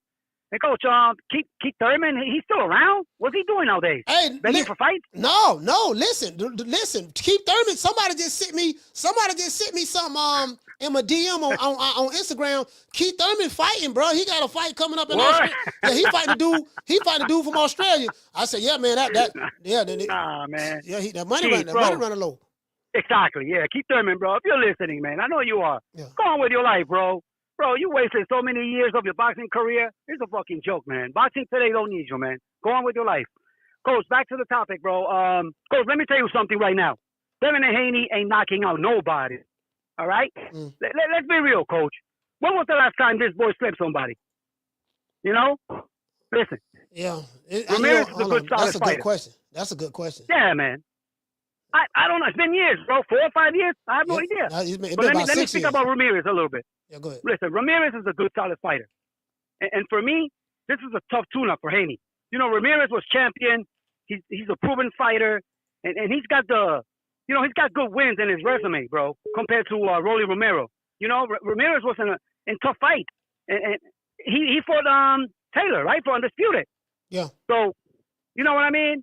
The boy was nice, bro. So, hey, man, Haney needs it. He does. But this fight is much tougher than Ryan Garcia versus Rolly Romero, man. I mean, I think this fight is a joke. I think so. Yeah. But another thing, Coach, listen, and Coach, and the reason why Ryan Garcia is the main event is simple. He's the most popular fighter, bro. You know what I mean? And Haney, to me, he hurt his brand, bro, by acting like a hoe, you know, and taking people to court and shit. So that's what it is, bro. This fucking guy, man, he fucked up after that one L that he took. He fucked up, bro. But and for Big Rollo, I hope you get knocked out in the first round. And for Ryan Garcia, man, do the right thing and make weight. Respect from New York, Coach. That's my call. You know what? I don't want y'all to hold me to this, but I think that Ryan Garcia, Devin Haney, I think all of them fighting at 147 now. Teofimo, all of them. I think all of them are fighting at 147. So it shouldn't be hard for Ryan Garcia to make weight. Any of those guys to make weight. They don't move. I think I'm not sure, but I'm thinking they moved up. They moving up to 147. Carla, what's your name? Where you calling from? What up, Miss Fee? Fee, talk to me. Duval County, stand up. Give me that donkey butt and them big old legs. I ain't too hard to beg. Ain't no sandwich game. I'm going to break it down in bed like James. Please. Please. Let me ride that donkey. Listen, that's real old school football kind right. Listen, that's the whole state of Florida. Yeah. That's when we eat people girls. Yes, we put on Daisy Dukes and tied up shirts and did routines, baby, with one family when it gets another family, whose family wanted to dance routines to all them songs. Baby, listen, that's what you got called fast and grown on every turn. But anyway, yeah, when I heard you talk about, I was big. I could call in and sing it and represent, but yeah. But listen, this business, not personal. You know what I'm saying? This business, and so, you know, we like, you know, Devin, all right, you know, Devin, you know, chase of greatness, whatever. Okay. But you ain't gonna bring that to the table. If they make him the highlight, you know what I'm saying, to the fight, ain't nobody gonna test for it. We know that Rolly Romero and Ryan Garcia gonna talk plenty trash. They gonna bring so much attention to the fight just by the presses alone, because they both talk so much trash. You know what I'm saying? And we know Ryan sells. You get what I'm saying? Period. So it's not personal, you know, and hopefully Devin and them ain't taking it personal, you know, because they know what's up. Y'all know that, you know what I'm saying? Y'all don't sell like that. Ryan sells, period. Trash talk sells. The Ryan Garcia antics, all that stuff sells. So that's what Mr. Turkey looking at. He ain't looking at, I don't feel like he's trying to be funny and nothing like that towards Devin. Because, and then I like that because he told Ryan, I don't know what you talking about. You have to take a VADA test. You acting like you don't want to do no VADA. Yeah. No, he got to do VADA. He got to do VADA. Yeah, you got to do VADA. Yeah. You know, so this, I don't think nothing never personal with Mr. Turkey, period. You know what I'm saying? I think that he's a businessman, period. So, yeah, and as far as, you know, who's the tougher fight, we know Devin got the tougher fight. And God forbid if Ramirez feel like he's going to have to prove himself again. You know what I'm saying? God forbid if he get in there and feel like, I'm going to have to prove myself and put Devin down. He got some type of confidence because he see what Devin working with. You know what I'm saying? So, I mean, I hope Devin and them ain't taking them lightly because this could be his comeback story, you know? Yeah. So, yeah, Devin got the heart to fight. Yeah, you know what? No, I do believe that because Ramirez is a lot more skillful than Rolly Romero. I would be highly surprised if Ryan Garcia don't knock Rolly Romero out, or we don't get stopped or something of that sort. Rolly Romero literally can't box. He throw the bolo punch real well and stuff like that, but his defense is trash. We saw when he fought. We saw Cruz. He was on ice skates on Bambi legs pretty much damn near the whole fight. I'm like, man, that pit bull let loose on him, and I'm like, truth be told, he never should have had a belt in the first place. I'm still mad at that. Yeah, what's that old man name? Usmael Barroso. Usmael Barroso. Yeah, that man beat the. Listen, I don't know what they try to do with it. I don't know if they try to keep him around just for, for jokes or for laughs, or who they try to piss off by keeping Rolly Romero around. But, I got Ryan winning that fight easy, period. I don't see him giving. I got Rolly Romero winning the tongue wrestle. He going to beat him in the presser. Rolly Romero going to beat the hell out of Ryan in that presser. He got a smart mouth. You know what I'm saying? He going to beat him in that presser as far as running his mouth. But in that ring, Ryan Garcia going to beat the hell out of Rolly Romero. You know what I'm saying? But anyway, Coach, that's all I got. Hey, shout out to Fee. Please. Please. Y'all might not have been here. Let me pull that up. Doggone. Hey, y'all check this out. Doggone Rolly Romero is one of the luckiest fighters in boxing, fam. Do you remember? Carla, hold on. Do you remember when Ryan Garcia, and before the Ryan Garcia and Devin Haney fight, who was Ryan Garcia in negotiations to fight prior to the Devin Haney fight? Rolly Romero. Do you guys remember that? The Haneys was chasing Ryan to make that fight. Devin Haney, Ryan Garcia was like, we ain't think about no Haneys, this and that. We finna fight Rolly Romero. Ryan Garcia went on that. Y'all remember he went on that jog with Floyd Mayweather. All of a sudden, he pulled out of negotiations from the Haneys, and he tried to make a fight with Rolly Romero. Do you guys remember that? That's last year. Then what happened was Rolly Romero was talking to Booger Ray Leonard. Rolly Romero did an interview. Man, forget Ryan Garcia. I don't care anything about that. I'm fighting on Amazon Prime. Y'all look the interview up. Yeah, Amazon Prime got 200 million subscribers. So I'm fighting a way tougher fight for less money. I could make more money fighting. I could fight an easier fight with Ryan Garcia for more money, but I'm taking a way tougher fight for less money on Amazon Prime. Or I can be a star over there. Like this what this fool said in the interview. True. He don't let these fools talk him into taking less money for a harder fight. And he was bragging about it on Fight Hype and bragging about it with Ellie Sucker Nigga Nutsack. He ended up getting knocked out by Pitbull. Pitbull knocked him out, after pulling out the Ryan Garcia fight. And guess what? He still ended up getting a Ryan Garcia fight. They finna fight next. You can't make this up. Carla, what's your name? You calling from? Hey, what's up, Coach? Mr. Rainy Day. Hey, Jared, look here, man. Jared, please, brother. We don't we need some optimism from you today. Please. Go ahead. Talk to me, Jared. Hey, man, I just call shit like I see it. you didn't seem to take any umbrage with what I said. No, I wasn't mad at that. You just had me laughing, dog. Every time you call the show, Jared be like, I'm like, Jared, I just hit the lottery. Yeah, that's good. But you know what, Coach? Coach? After taxes. Nah, it ain't like that, Coach. Hey, check this out. Go ahead. I disagree with you. I think Rolly is a clown. He's a clown. We know that. Uh-huh. But what he is, in my estimation, in the ring, he's a strong, awkward guy. And Ryan can't box. Look what you heard. Ryan can't box. I haven't seen this kid enough to know he's got a fast, strong left hook. Yes, he does. You do, yeah. No one can deny him that. But beyond that, the guy can't box. You ain't never seen him fight on the inside a day in his life. If he could have fought Pitbull Cruz, I'd say 6 rounds, and Ryan's folding his shoulder over and going to the corner and quitting. Pitbull would have beat the dog shit out of him. And I'm not sure Rolly won't. Yeah, I think so. Ryan can't fight. People are overestimating Ryan based on what happened against Devin Haney. And I agree with the caller. That ass whipping doesn't get forgotten. The laws can be overturned, but the ass whipping can't. So, and that's why what's his name?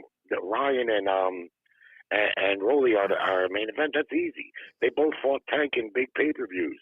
Yeah. Devin Haney been a part of no big pay-per-view, and his opponent is an older dude who's shop-worn and slow. And Haney is the same guy he was when he fought Regis, which we don't know after the Ryan fight. He should be able to make a highlight reel out of this guy just with hand speed and activity. But I think the harder fight, the fight that is got a bigger question mark above it, is the main event.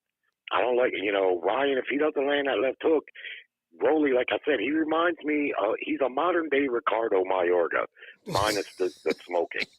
Mayorga was a clown. Mayorga, he wasn't nothing, but he was awkward and aggressive. And look what happened to Vernon Forrest. Yeah. And others, That's where I see Rolly. He's a modern-day Mayorga. All right. Shout out to Jerry, man. Be more stand up, man. Fam. Salute. Right. I don't know if I agree with that.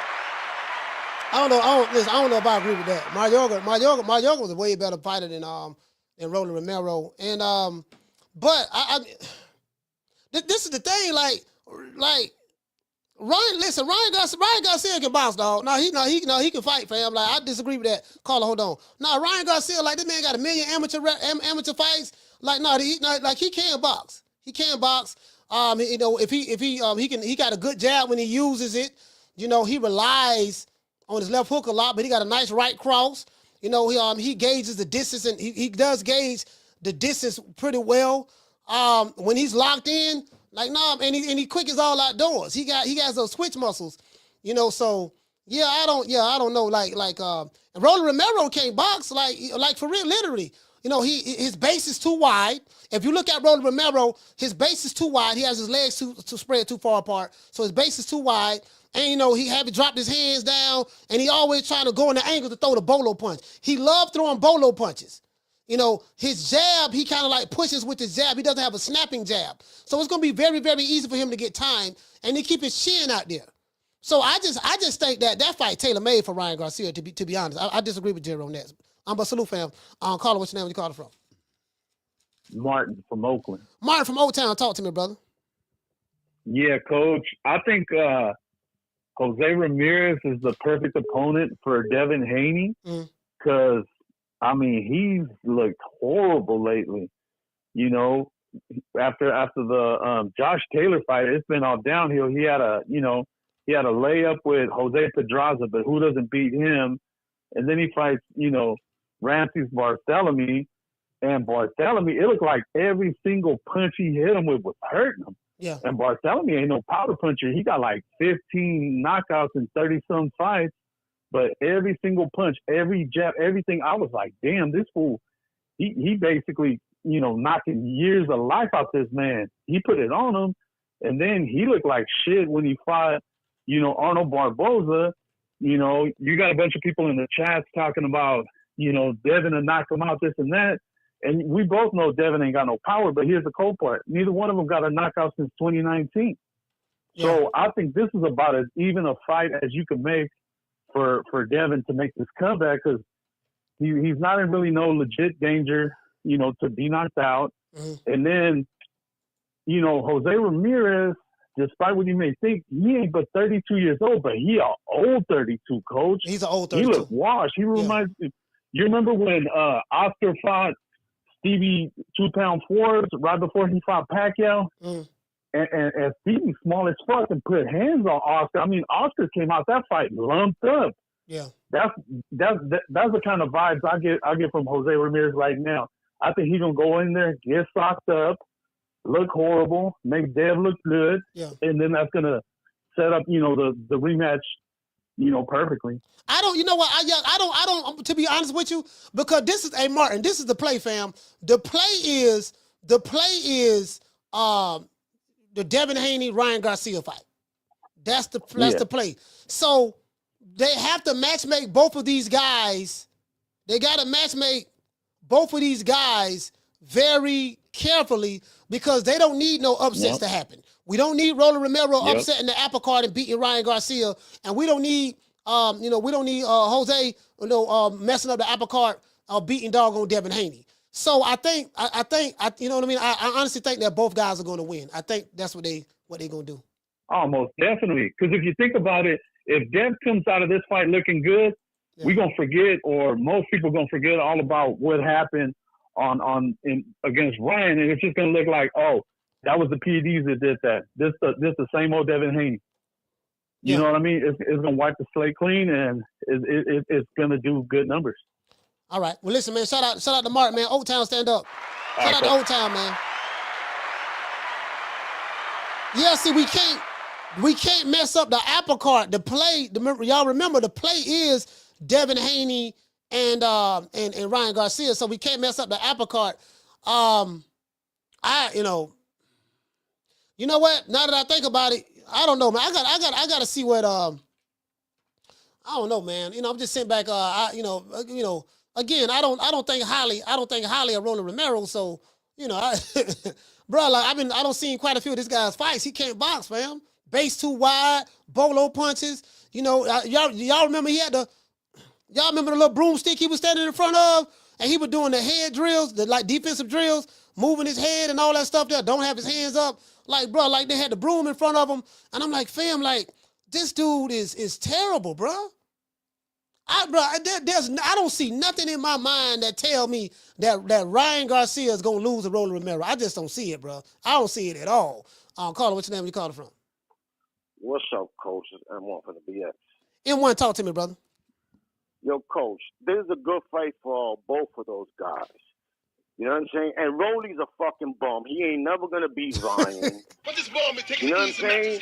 And fucking and Pitbull Cruz, man. I'm sorry, Jerry, man, but Pitbull Cruz is a bum, bro. He a bum. That dude's a bum.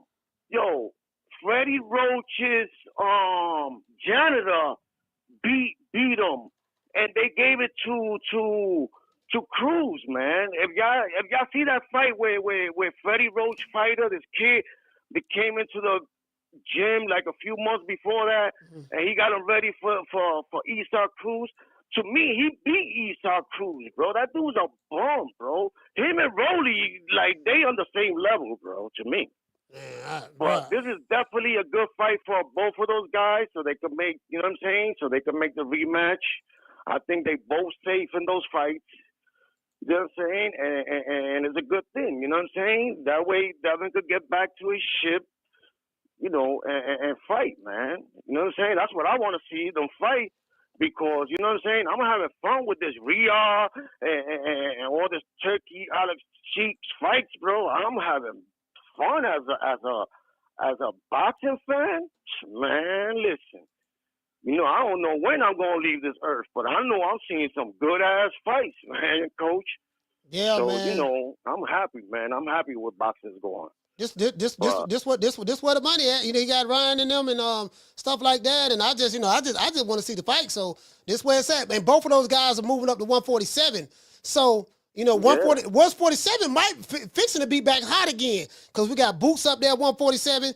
It's reported that him and Stantionis is negotiating to fight a unification match, which is good. Yeah, supposedly it's done. I think that's what Ring IQ said. Yeah, Boots need that. Yeah, Boots need that, because Boots ain't fought nobody. He ain't fought nobody since he been boxing. So this is he need that unification match. At least get that. I know he said they want to be undisputed at 147, so this will be an opportunity. But now we got the new blood coming in, and all these guys started at 135, if I'm not mistaken. With Tio moving up to 147, Ryan and Devin Haney, now you have some names that's going to be up there. That'll, they'll be able to, you know what I mean, get 147 back popping again. Yes. Hey, yo, coach, yesterday I got off the threat field and I was running this shit and I got off the fucking thing and I called you and I was out of breath. I was like, oh shit, because I ain't get on that shit for a minute. But what I was trying to say yesterday, right, is that we had, bro, like us Americans, bro, like, I don't know. Like, bro, we been had an American champion, bro. Yeah. You know what I'm saying? And that's Terrence Crawford, my brother. And we should praise him now that he's still alive and that he's still fighting. That's how I see it as an American. I'm a Puerto Rican American, and anything that comes out that gym, bro, you've been there. I never been there. Yeah. But I'm smart enough to know that that's the best team in America right now, the coaches, man. You know it's not only them four. It's not only just, the four main guys. It's like 20 people over there. That is a big-ass team, man. And whatever comes out of there, that's my American champion. And Keyshawn Davis, I got high hopes for that kid, man. Yeah, I get Keyshawn. You know what I'm saying? Yeah, listen, at 135, we can still get some fights at 135. We can get Tank and Keyshawn. We can get Tank and Shakur. We can get Shakur and Keyshawn. Like, we can still get some fights at 135. Different guys got to be willing to fight each other. I don't want to hear that shit about no friend shit. I don't want to hear nothing about, what they bring to the table. They don't bring nothing to the table. I don't want to hear none of that. All I'm saying is, the witness protection program got to stop. And the witness protection program, that should be over with. You got to prove you are what you say you are. I don't care nothing about chrome hearts. I don't care nothing about leg tattoos. Yeah. I don't care nothing about braids and perms. I don't care nothing about purses. I don't care about none of that. Purple? Oh, my God, bro. My girl don't even wear purple purse, bro. Like, what the fuck? Oh, God, these fucking boxers, they want to be fucking rappers so bad, man. But it's the PBC guys, man. We good, man. Like, we good in boxing, coach. Well, you know what I mean, Devin Haney wear purses too, so, outside of that. Yeah, but, and Ellie Setback, right? You know why he hates Terrence Crawford so much? Because he beat Mikey Garcia in the amateurs. Because I used to watch Ellie suck a nigga nutsack before when I was yeah, I'm serious. When I was a Mikey Garcia fan. Hey, man. When I was a Mikey Garcia fan, and they used to always talk about that. And Mikey Garcia ducked Crawford, and he ducked Lomachenko. That's why he went to fight Earl, bro. Yeah. Like, a lot of people don't remember, you know what I'm saying? But I've been watching Crawford, and that's why I was like, bro, Earl, he been drinking, bro. This dude never drunk in his life. You think he's gonna beat him? Come on, bro. All right, bro. Later, bro. All right, Salute, fan. Thank you for letting me talk, my brother. Bronx, you know what I'm saying? I just got open. That was the first time you hit me with that, too. All right, one. Yeah. Yeah, man. Yeah, we got to land. We got to land the plane now. We got to land the plane right now. We on a long trip, and we at the airport. We over the landing strip. We got the people. We got the people on the ground and on the tarmac with the signs doing like this here. We got to land that. We got to land that motherfucker now. You know what I'm saying? Shout out to John. John, what's going on, fam? Yeah, man. That's what it is, man. What we got to do now. Again, I just want to see the dude throw some hands, fam. Like, again, I can't tell you, Sugar Ray, man. I ain't see Sugar Ray and Roberto Duran. I met Roberto Duran, bro. I ain't gonna lie, I was happy when I met Roberto Duran, bro. Roberto Duran, man, the hands of stone, man, that dude right there, man, that dude was a hell of a fighter, bro. He get love everywhere he go. Anywhere in the world, he get love. Like, he's a legend. When you're a legend, dog, people treat you like that. They be like, yeah, they do here. Cause boxing it's a comeback sport. You get what I'm saying? It's the hurt business. And you take risks and stuff like that. And these fighters fight for money. They fight for money. They fight to get paid. That's just the reality of the situation. So but you got different levels of fighters. Again, me personally, as a matter of fact, let me find that video of Rolly Romero. Let me find that video of Rolly Romero, dog. Hold on, let me see something. Y'all, wait a minute. Let me get me started. I'm already started. What are you talking about?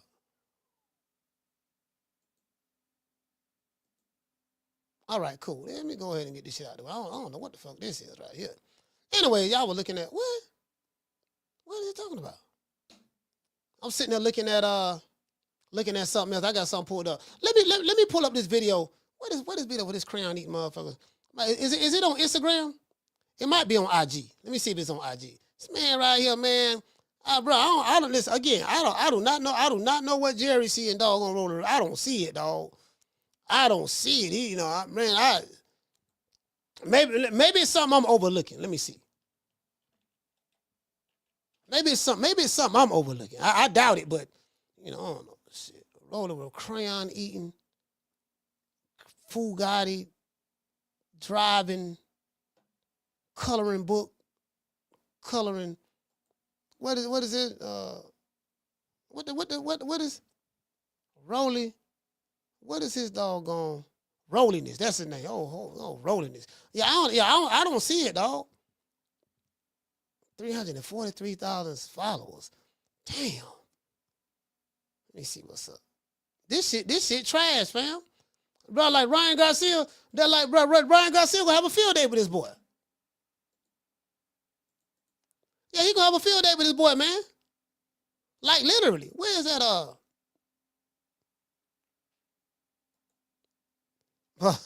Rolly! Rolly, real quick. You've been pretty chill throughout this whole promotion. What can we expect from Rolly on fight week? What kind of Rolly are we getting this week? You want an angry Rolly? You want a sweet Rolly? You want an angry Rolly? I want all of it. You want all of it? All right, shit. No Diddy. So y'all know which one of me you're gonna get that day. Man, I don't know if y'all heard that. I don't know if y'all heard that, but if you want an angry Rolly or you want a sweet Rolly, he said, I want the dude. Listen, I don't know if y'all heard that, right? But he asked him. He said, you want a Rolly? Which one? What we gonna get this week? Do you want an angry Rolly or you want a sweet Rolly? He said, I want all of it. He's supposed to say no Diddy. True. Yeah, that didn't sound right. That didn't sound right. That didn't sound right. Hey, y'all remember this here? Y'all remember this here? Hey, let me know if y'all did y'all hear that? Give me a thumbs up if you heard it. Hey, shout out to Marlon. Marlon, what's going on, fam? Shout out to Miss Connie. What's going on? Let me know if y'all we say Big Rolo best performance was Tank. What? Yeah, okay. Anyway, yeah, okay. Yeah, he said with Tank, yeah. Here you go right here. 30th, you know? Y'all remember that? Suck. Calm down. He got the Chihuahua. Calm down. Calm down. Jim? It's good. Come on. This Isak. She's a sweetheart. Yeah. I felt like to get more in tune with this fight, I had to adopt a Chihuahua because I'm gonna, to get to understand them a little bit more, because that Chihuahua, I'm fighting a Chihuahua, Hey, that Chihuahua beat the shit. She's like a little afraid right now. That Chihuahua, that Chihuahua, look at that motherfucker Chihuahua. Hey, bro, look at this shit right here. I'm a star. He said, hey, that Chihuahua put hands and foot on him. Man, that Chihuahua had that motherfucker Chihuahua, bro. Bueno, pizza, te le pongo a mamar. Sí, a Tita lo voy a mamar. Sí. Bueno, pizza, te le pongo a mamar. Sí, a Tita lo voy a mamar. Yeah, bro. Look, I don't see what Jerry see, fam. Like, bro, this a piece of cake. Hey, look who in this corner right here. Got Booger Ray right there. He got Booger Ray fucked up by Rolly Romero too. He fucked up about him. You get what I'm saying? Got Booger Ray right there. Got Booger Ray right there. Man, Ryan Garcia gonna beat the brakes off this dude, man. Man, this dude, come in, Ryan Garcia, man, bro, let me tell you something. Man, this dude, listen, Rolly Romero don't stand a snowball chance in hell. I tell you what. I disagree with Jerry on this one. I really do disagree with Jerry on this. Bro, let me tell you something. Rolly Romero have 2 chances to beat Ryan Garcia. Slim and none. And Slim just got kidnapped by the mob. True. Slim and none, bro. Slim and none. Bro, I don't see it, fam. I swear I don't see it. Caller, what's your name? You called from? What up, Coach? It's Coach Eddie from the ATL. Coach Eddie, talk to me. What's up, Coach? Hey, Coach, I got Big Rolo, man. I'm rolling with Big Rolo for this fight, man. Hey, Coach, like I say, I hate Ryan Garcia, so I want to see Rolo put hands and foot something. Like, it's a toss up. You know what I'm saying? And it might be wishful thinking. No, it ain't no toss up. It's wishful thinking. It ain't no toss up. It's wishful thinking. Hey, but you remember though? You remember when Spire scored? Now Big Rolo did beat him up in Spire. Now he did beat Ryan Garcia up in Spire. So you know what I'm saying? That's I'm pretty sure that's gonna come up. In the press conference. How Rolo had him on spaghetti legs and Spire. And we love sparring stories. You know what I mean? Man, bro, this man don't stand a snowball. Man, I'm trying to tell you, fam. Listen, I don't like Ryan Garcia neither, but I don't like Rolly Romero. I'm not gonna let my dislike for Ryan, mess my judgment up. Like I ain't, come on, fam. I know it, man. I know, but it's just this big Rolo though. Come on, now this big Rolo. I'm talking about Rolo with your hands, man. You got a bullet with it. I'm just fake. He probably gonna get cooked. Yeah. He gonna get cooked. He gonna get cooked, bro. I'm telling you, he gonna get cooked. Like I'm telling you, bro. Listen, he gonna get the brakes beat off him. Yeah, that's my call, coach. All right, salute, fam. Yeah, he gonna get the brakes beat off him, bro. I'm telling you. Bro, as soon as he get hit, got something for him. Get up! I can't believe he did that to our dog, eh? You Uncle Willie's son! You Uncle Willie's son! You don't play that shit! Cruelty to animals, that's that cruelty to animals! Chico, get the stupid ass over here, eh? That's wrong, Efe. That's wrong, he did nothing to you. Hey, bro. And I got that pit bull, but that pit bull got on him. Bro, I'm trying to tell you. That's wrong, Efe. That's wrong. He did nothing to you. Yeah, but listen, I don't see it, fam. I don't see it. I'm just being honest with you, man. I could have cataracts in my eyes. I could have cataracts. That's a possibility, bro. But Ryan Garcia, listen, Ryan Garcia rubbing his hands like the Birdman right now, bro. He rubbing his hands like the Birdman. Coach Eddie picking Rolo, so y'all know I got love. Carla, hold on. Y'all know I got love for my brother, Coach Eddie. But he batting, but his picks, his picks is bad. Like, put him up there and everything. My good brother, Coach Eddie, roll with lose. So, and I love my brother. And I think what it is, Coach Eddie be picking he be making these emotional picks. Like, I don't like this dude, so I want to see him lose. That's a possibility. And I'm more practical. I'm like, I don't like this dude, but I'm practical. You get what I'm saying? Like, I'm not the practicality, my brother. Like, I'm not gonna let my dislike for a fighter cloud my judgment. I'm like, nah, man, this dude skill-wise, this man ain't got nothing, man. Carla, what's your name? You calling from?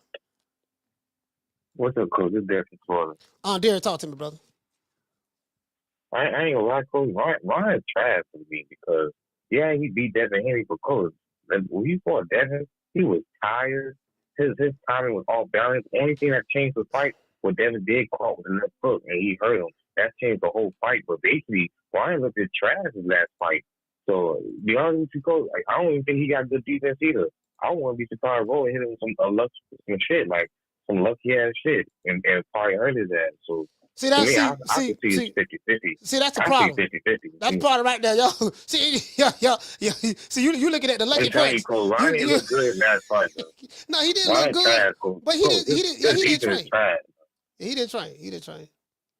Hey, listen, Coach. Even though you were drinking and smoking, Devin just got hurt in the left hook, and it changed everything. It changed his momentum. It changed his mindset on Devin. You feel me? I feel like in reading that Devin will watch him because Ryan is not that good. He got a good left hook, a decent power, but I don't ever see him duck no punches or slip and move. I ain't never seen none of that shit. And he's flat-footed too, just like Rolly. They both flat-footed. So I can see Rolly catching some lucky ass shit though. So that's 50-50 to me. Right. So yeah, that's my call. All right, salute, fam. 50-50. Hey, y'all gonna be 50-50 disappointed. y'all got faith in Rolo, huh? He said, y'all got faith in Rolo, huh? All right, okay, all right. What y'all niggas, boy? Hey, bro, y'all, man, hey, listen. Yeah, now see, it's 50-50, Cole, man. I'm trying to tell you, man. Ryan looked like trash in the last fight. Yeah, he did look like trash when he fought Devin Haney. That is true. But, bro, He did look like trash. He did get tired. He was doing the booty roll. But bro, listen, I think y'all overestimating Rolly Romero. Honestly, I think y'all overestimating Rolly Romero. Like for real, like just go back and look at some Rolly Romero fight film. Please do. Look at his base. Look at his defense. Look how he leave his chin out there. Look at how he reaches with the jab. His timing, you know, the only thing he good at doing is throwing the bolo punch. You put him on the back foot, he can't fight off the back foot. Jerry said that Ryan Garcia can't fight on the inside. No, he's not an inside fighter. He don't. Matter of fact, you don't see a whole lot of inside fighting in today's boxing. You don't see too many fighters that can fight on the inside. Errol Spence fights on the inside good. Terrence Crawford fights on the inside good. Canelo can fight mid-range inside good. You know, Canelo, you know what I mean?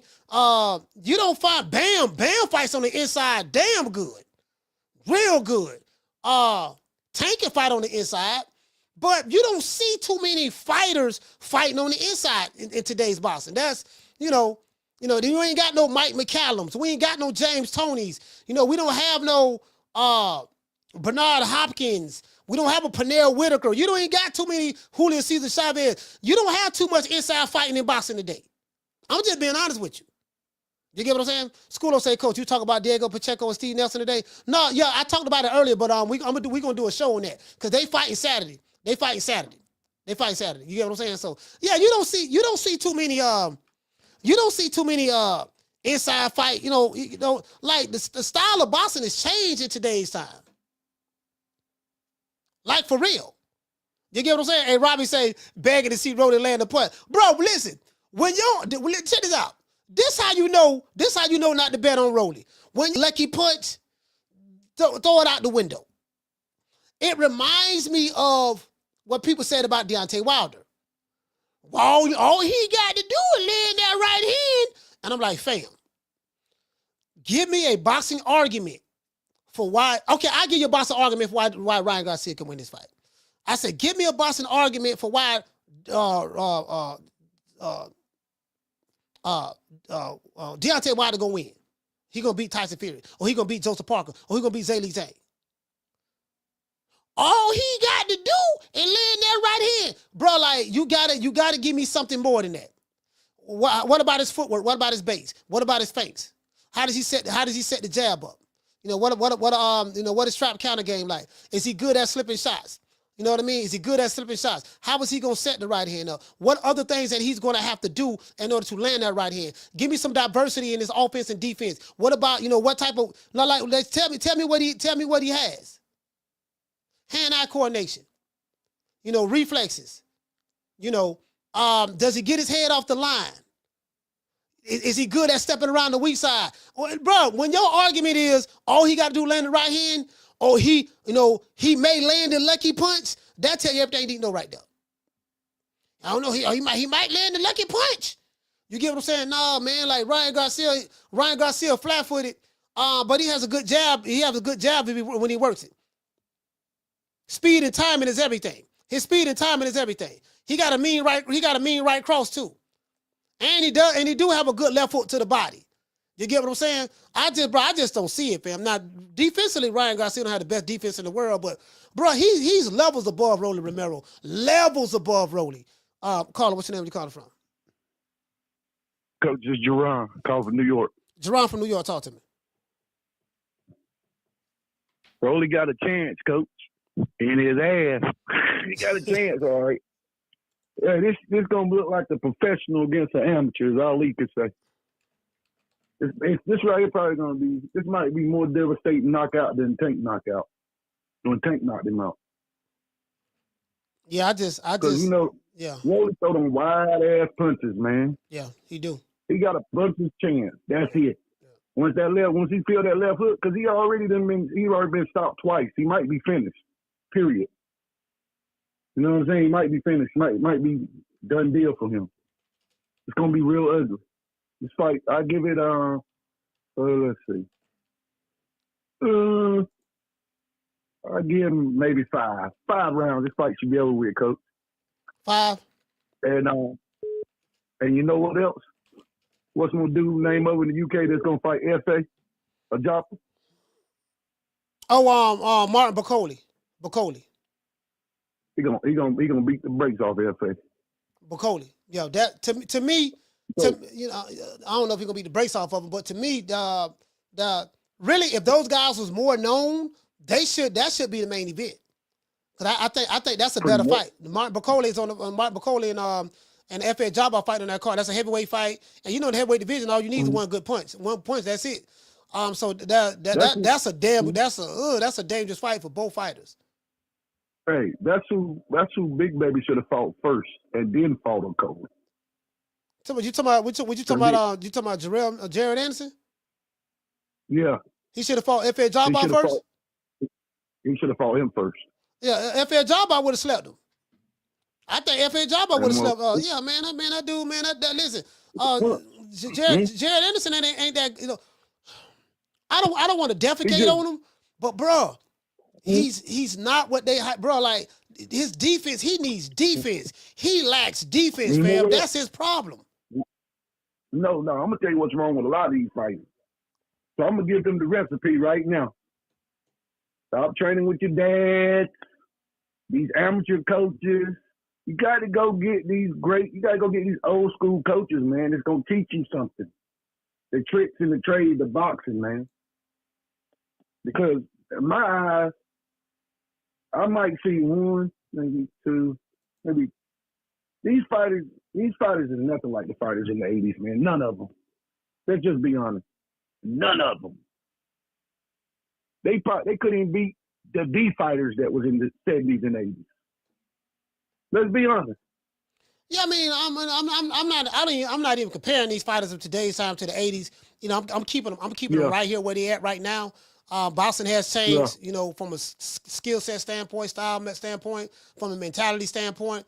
Like they don't even fight on the inside anymore. The inside boxing used to be an art. I remember back in the day, you see inside like Chavez, Salvador Sanchez, they can fight mid-range and on the inside, and you don't see all that grabbing. Like you can fight on it. Like in today's time, people think, you know, people. I'm gonna let you wrap it up because I got other calls. But people think that you know, fighting on the inside means it's gonna be a lot of grabbing and holding. No. Go back and look at some of them old fights. You see some inside fights where dudes fought on the inside. Ain't nobody grabbing, ain't nobody holding. They slipping, countering, rolling, catching. You know, countering in between shots and stuff like that, in between the guards and stuff. And these boxing fans haven't had an opportunity to see fights like that. They haven't had an opportunity to see fights like that. Nope. Well, that's all I had to say, Coach. All right, salute, fam. Shout out to my main man, Jerome. Yeah, they haven't. Yeah, in today's time, they haven't had the opportunity to see fights like that. So they think that when you get on the inside, we got to grab and hold. A lot of these fighters today, that's what they do. When they get on the inside, we gonna grab and hold. No, you could be right there. You could be right there. You know what I mean? Like right there in the pocket. Ain't nobody grabbing, ain't nobody holding. Stepping around the weak side. One of the best inside fighters I saw, you know, just old film I looked at, Salvador Sanchez. I got a chance to see a couple of his fights before he passed away. I saw the fight when he fought Azuma Nelson. Ezra Charles, you know, Hurricane Carter, Georgie Benton, Archie Moore, you know, Sugar Ray Robinson can do it all. He can fight inside, mid-range, outside, it don't matter. You know, Leonard can fight on the inside and outside. He explode with combinations. Hagler can fight on the inside. Hearns is more of a mid-range to outside mid-range fighter. You know, he didn't want to really be on the inside because Hearns' chin was suspect. What's my main man name? Roberto Duran, great inside fighter. You know, mid-range inside fighter. Like it don't have to be all that grabbing and holding. You get what I'm saying? James Toney was a master. Mike McCallum was a master. If you want to see some good inside fighting, y'all go look at Mike McCallum versus doggone James Toney. They fought 3 times. But bro, that first fight was a classic. Like, yeah, you ain't got to be doing all that grabbing, dog. You ain't got to be doing all that grabbing. And you can get out of the way you can get out of harm's way without jumping back 3 feet. Without jumping back 3 to 5 feet. Like Holyfield was a good inside fighter. Tyson was a good inside fighter. But you can get out of harm's way without jumping back 3 to 5 feet. Like literally, you can be right there and make that person miss and make them pay. You don't have to, oh man, let me get out of harm's way. That's good defense. No, you jumping back 20 feet, dog. You ain't got to jump back 20 feet when you in there with a puncher. When you in there with a puncher, you smother him. You get right in there where he at. You make him miss, you make him pay, you catch him. Because you closer to the target. Look at some old James Toney fights. Man, shit. Anyway, I'm calling, what's your name? Where you calling from?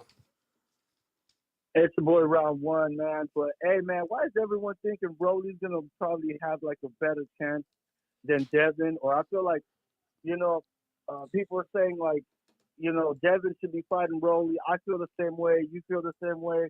I think Ryan and Ramirez would be a little more of a barn burner. Because Ryan and Rolly, but Ryan's gonna start him real quick. I feel like in the first couple rounds, he's probably even gonna drop him. Rolly has. That's a jiu-jitsu guy or a judo guy. He judo. Yeah, he judo. He was a judo guy. He was over there grabbing ass and hips and shit and turning them sideways and throwing shit down. Like, he was in boxing. So this is gonna be an easy fight for Ryan. I'm just looking forward to see how Devin is gonna do with Ramirez. Yeah, it's out of prime Ramirez, but he's still a young buck kind of dude. So it's gonna be a kind of cool fight to see, but hopefully Devin could. Man, it's kind of hard because I remember seeing Linares. I think it was Linares who cracked Devin and rocked him a bit. I'm not sure who. Yeah. But I just don't want to see Devin getting dropped again like Ryan did. And hopefully Ryan, if he doesn't cheat, no cheating out of this time. Come on, he got like the easy draw, the easiest cherry pick in the PBC roster. So that's my call, Coach. All right, salute, fam.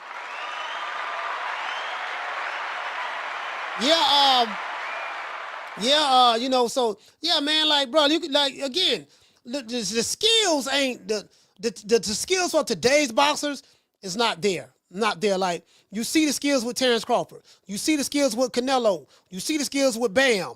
You see the skills with the New Way. You see the skills with Tank. You do see the skills with Tank. He ain't really fight nobody, but you do see the skills with Tank. I'm saying he can fight on the inside. You very, very, now this, when you just see, this is what separates the men from the boys.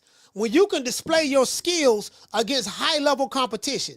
That's the difference in today's boxing and yesterday's boxing. We see it with a New Way. We see it with Usyk. When you can display those skills against high-level competition, that's how you define your greatness. You don't define how great you are fighting sub-level competition. When you're fighting fights, when you are minus 1,800 favorite to win, and you got a career of fighting fights like that, that's not how you define greatness. This is why I say you can't, I don't like comparing the errors because it was a different criteria from yesterday's time and today's time. It was a different criteria. I don't like comparing the errors. There's no comparison to me. None. The mentality was different. The work ethic was different. Did you get what I'm saying? So I can't compare a fighter's accomplishments in today's time to those of the 90s, 80s, and 70s. You get what I'm saying? There was a lot more better competition in that time too. A lot more better competition in that time. A lot more. Like somebody called the show, you could get a C-class fighter, you know what I mean? Like someone like like one of my favorite fighters, it was Simon Brown. Simon Brown was a damn good fighter, right? He got a lot of losses, but Simon Brown had some hell of a fights. Like, someone like a David Tour. I could be a Boucher. I'm just trying to think of a lot of my old school fighters. Aaron Pryor, Julian Jackson. You know what I mean? What's the dudes over there? What's my main man over there from London, man? Nigel Benn. Those guys over there. Nigel Benn, Chris Eubanks Sr. They was pretty good too. It's just a lot of it's a lot of fighters I'm missing. If I forget a fighter, please forgive me. But it's just too many in the name. Like it's just some really really good dudes, some really really good fighters, and they a lot of them was fundamentally sound. They can take a punch. This is why I disagree when people say, "Yeah, man, Wilder would have knocked out all them dudes back in the day," and I'm like, he the hardest hitting heavyweight in the history of the heavyweight division. I said, who said that? Like, where does that come from? What are you basing that on? If you got a fighter and he's knocking out 25, he knocked out 25 Papa Smurfs in a row. He knocked out 25 Papa Smurfs, 15 Rainbow Brights, 13 Care Bears, 10 Snuffleupagus, 8 Big Birds, 3 Bert and Ernie's. You can't say because he knocked that level of competition out that he would have knocked out Godzilla. He would have knocked out Mothra. He would have knocked out Gamera. He would have knocked out Megatron. He would have knocked out Optimus Prime. See, this is the flaw in the logic. So you saying he would have knocked those dudes out because he knocked those guys out? That's exactly what I'm saying. No. True. Them niggas was a lot tougher than that, fam. Them dudes was a lot tougher than that. They was a lot tougher than that, bro. You ain't finna do that to them. I'm telling you that right now. You know what I mean? Yeah, I used to love Zuma Nelson. You know. Talking about, yeah, man, you know, Tyson Fury, he's 6'9", 280 pounds. He would have whooped Ali, Sonny Liston, George, he'd have whooped all of them. Well, he just lost to a 6'3" Ukrainian. He the same twice. He the same height as Muhammad Ali. You don't know how those fights would have panned out. He got great footwork. Y'all said all that. You know, he would have beat Jack Dempsey. Rocky Marciano, he would have did all that. No, these are hypothetical matches. I mean, y'all hype them up based on because he beat Deontay Wilder twice. That's what this is based on. The Klitschko fight was probably one of the worst heavyweight fights I've ever seen in my life. It was that bad. Go back and watch Tyson Fury versus Vladimir Klitschko. It was terrible. Jab and grab, jab and grab, jab and grab. That's all it was. You beat an overrated fighter in Deontay Wilder. Wilder was highly overrated. Because the American, we was looking for, shout out to Damn it, Coach Ron. What do you say? See, they don't even have the heart of a Burt Cooper. They don't. Because America, we were looking for another black American heavyweight to bring us back to the golden days. So we wanted Wilder to be that so bad that when Tyson Fury beat him twice, we hyped up Tyson Fury. Where he beat the most feared man in the history of the heavyweight division, you hyped him up. You hyped him up too much. And when you hyped him up, you had to hype Tyson Fury up more than what he was. That's what happened. And then this Ukrainian, this 6'3" Ukrainian, you know what he called him, the rabbit. The rabbit came in there and say, "Look, I'm not only am I gonna beat you once, I'm gonna beat you twice. You taller than me by 6 inches. You got a longer arm reach than me by 7 inches. You outweigh me by 60 pounds. Guess what? I'm gonna still beat you." True.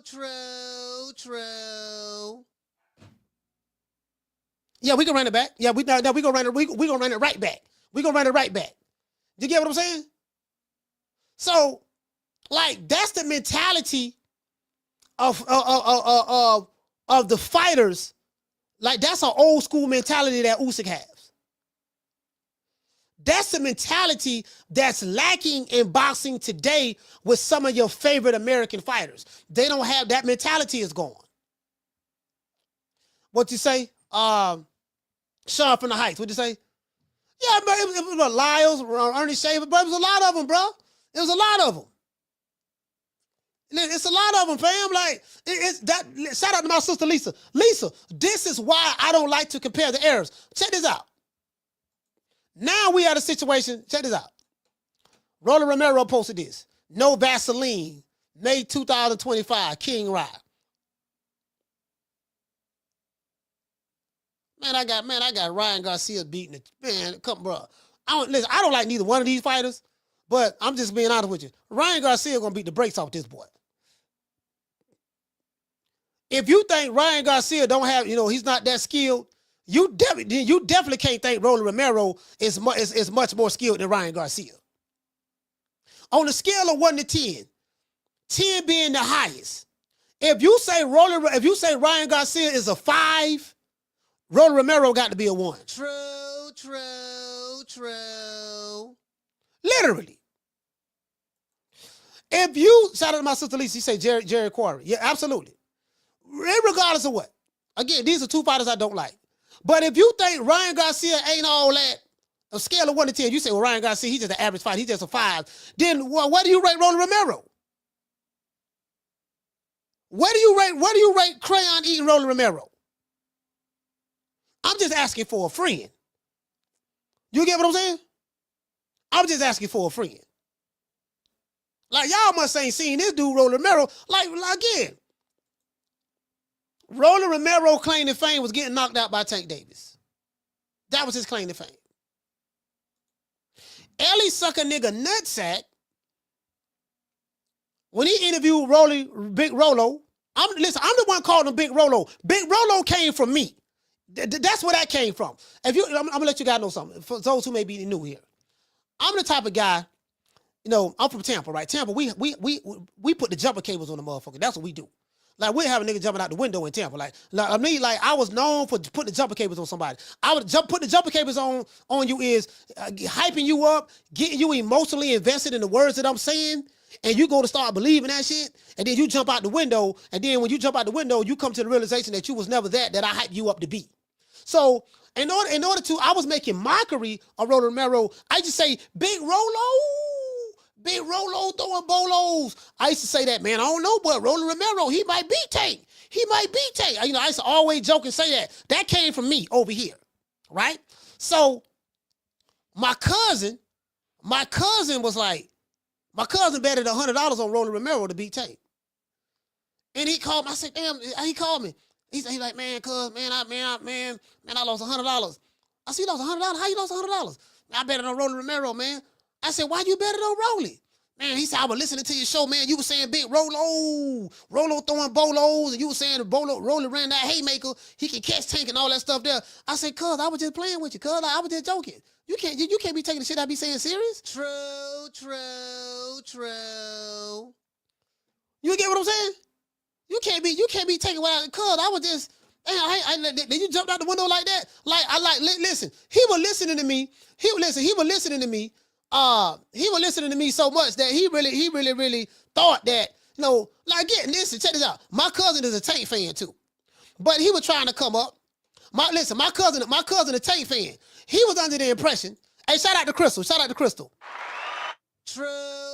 out to Crystal. True. Hey, he was under the impression. He was under the impression that, he listening to me, and my cousin, he my younger cousin. He in his early 30s. He's like 32, 33, something. He like 33 right now. I'm like, caller, hold on. I was like, man, he don't jumped out the window, don't bet $100 on Rolly Romero that beat Tank. I'm like, man, what you were thinking about? No, I was listening to your show, man. I was listening to your show. Hey, shout out to Crystal. What you say, Crystal? You say was Buster Douglas more skilled than Mike Tyson, or was Rockman more skilled than Lewis? Well, Lennox Lewis was more skilled than Rockman. Buster Douglas, that's a great question. Was Buster Douglas more skilled than Mike Tyson? At the point, I'm going to say this. This is how I'm going to answer that question, Crystal. At the point in time, Crystal, that Mike Tyson fought Buster Douglas, yes, Buster Douglas was more skilled than Mike Tyson. At that point in time in Mike Tyson's career, he was more skilled. Now, Mike Tyson was snorting coke all night with Bobby Brown. He was up all night with Bobby Brown snorting coke. That story has been confirmed. But at that point in time when they fought, now a lot of people think Buster Douglas was a scrub. Buster Douglas was a pretty good fighter, and he was from the Midwest. I think Buster Douglas from Michigan, if I'm not mistaken. He's from Michigan. I don't know if he's from Detroit or nothing like that, but he's from Michigan. The Midwest was like Buster Douglas, people just thought Buster Douglas was a scrub. He wasn't. He just wasn't. Some fights he had, he wasn't as motivated as he should have been. But Buster Douglas had 30, I think he was like 35 and 33, 34 and something when he fought Mike. Like, Buster Douglas wasn't a bad fighter, to be fair. I'm being honest with you. He wasn't no scrub. To be fair. Caller, what's your name? Where you calling from? What's up, Coach Martin? From Jersey. Martin from Jersey. Coach. Yeah. What's up, Coach? Jerry done did it again, huh? Like I gotta tell you, Ryan is not a good fighter. I understand, but Rolly's trash. You know what I'm saying? I got Ryan knocking him out probably in 3 rounds. Because Rolly, ever since the Barroso fight, Rolly can't take a punch. You know, he starts blinking when he gets punched. He starts like blinking his eyes. Like I noticed that when he was fighting Pitbull, he's doing that a lot. And then he was on Bambi legs, like you say, he was wobbling all over the place. But yeah, like Jerry crazy. Jerry wilding out right now. He hasn't he's batting like 200 on your show, lady. Okay. All right. So you think how long you think that fight gonna last? I think it's gonna last like 3 rounds. He's gonna get hit with that left hook. He's gonna get hit with it. You know what I'm saying? They both fight with their chin up in the air, but I think, I don't know. Rolly just, I don't know. That's a horrible fighter right there. God bless him. He got as far as he did. But, you know, he's terrible. Oh, one more thing, Coach. You know who's a slick inside fighter? Your boy, Salvador Sanchez. Yeah, I said that. Yeah. All right. Have a good day, Coach. All right, salute, fam. Yeah, I said that. Yeah, Salvador Sanchez, man. Salvador Sanchez was a great fighter. You know, that's one of my favorite fighters. Shout out to Crystal. That was one of my favorite fighters. That was one of my favorite fighters. Salvador Sanchez, absolutely. You know what I mean? Matter of fact, Salvador Sanchez is my favorite Mexican fighter. Listen, Mexico got some hell of a fighters, bro. Doggone Marco Antonio Barrera, Eric Morales, man. Shit, damn. Julio Cesar Chavez. What's my main man name? Knocked that Manny Pacquiao. Damn, I forgot his name. Knocked out Manny Pacquiao. They had 4 fights. Shit. Juan Manuel Marquez. They throw hands like it was a different breed. It was a different breed of Mexicans around that time. That era there, it was some different breed of Mexicans, dog. It was some different breed of Mexicans.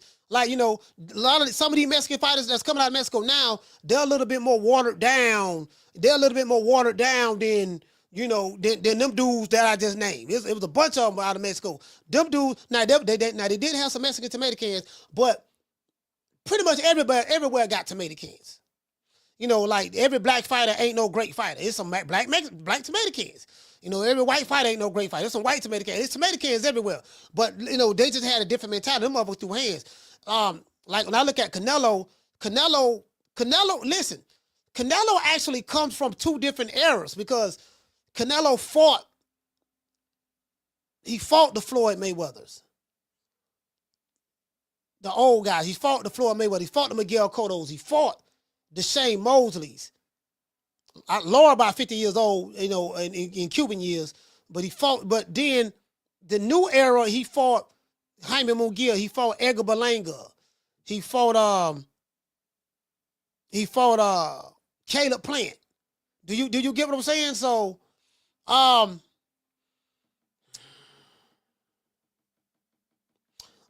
thinking, fam, like it's different, bro. It's different. It's different. It just the mentalities are different now. You get what I'm saying?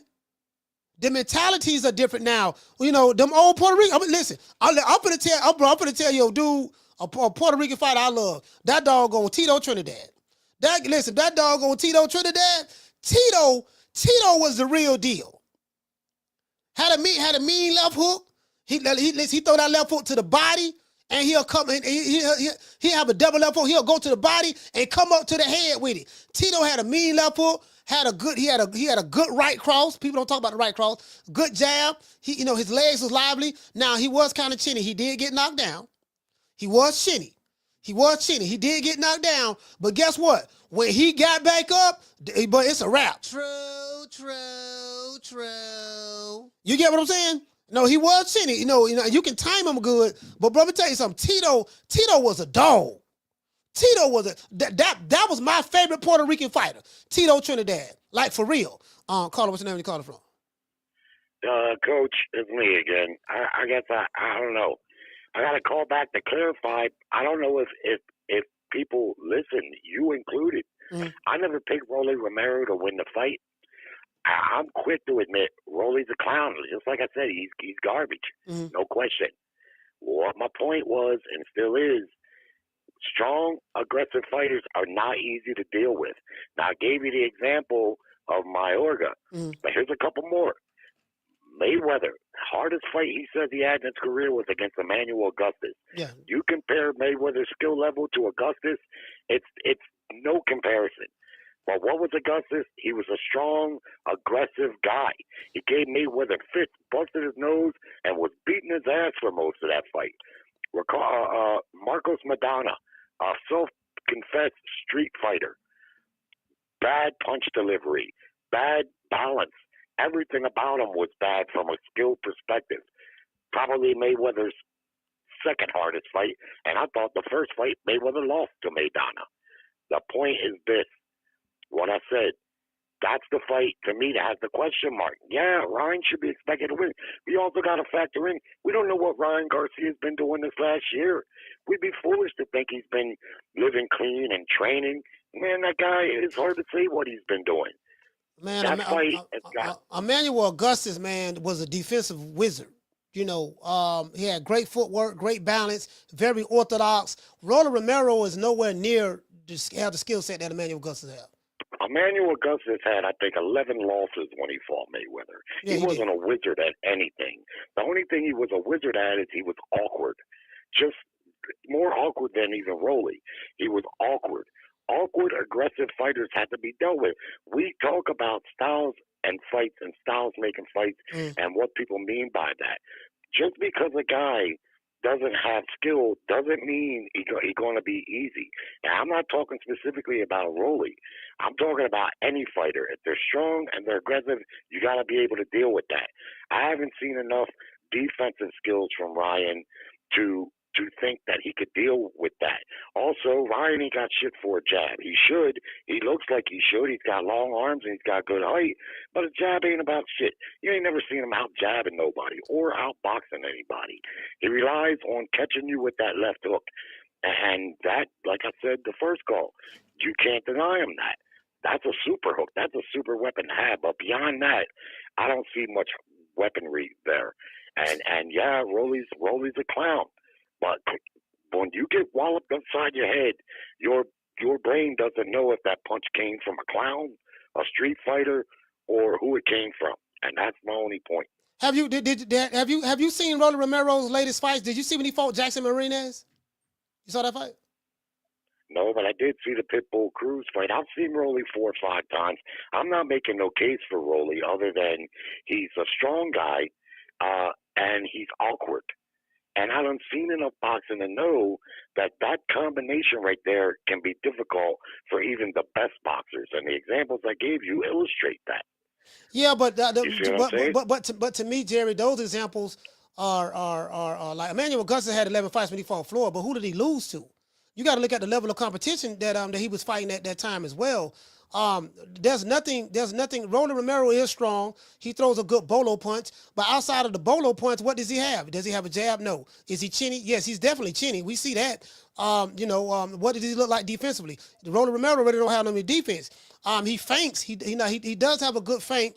But he gets his head off the line a little bit. He'll he has kind of like a irky jerky style, the way he'll switch to the left, switch to the right. And then he pushes the jab. I saw that when he fought when he fought Tank, and then when he fought Efe Cruz.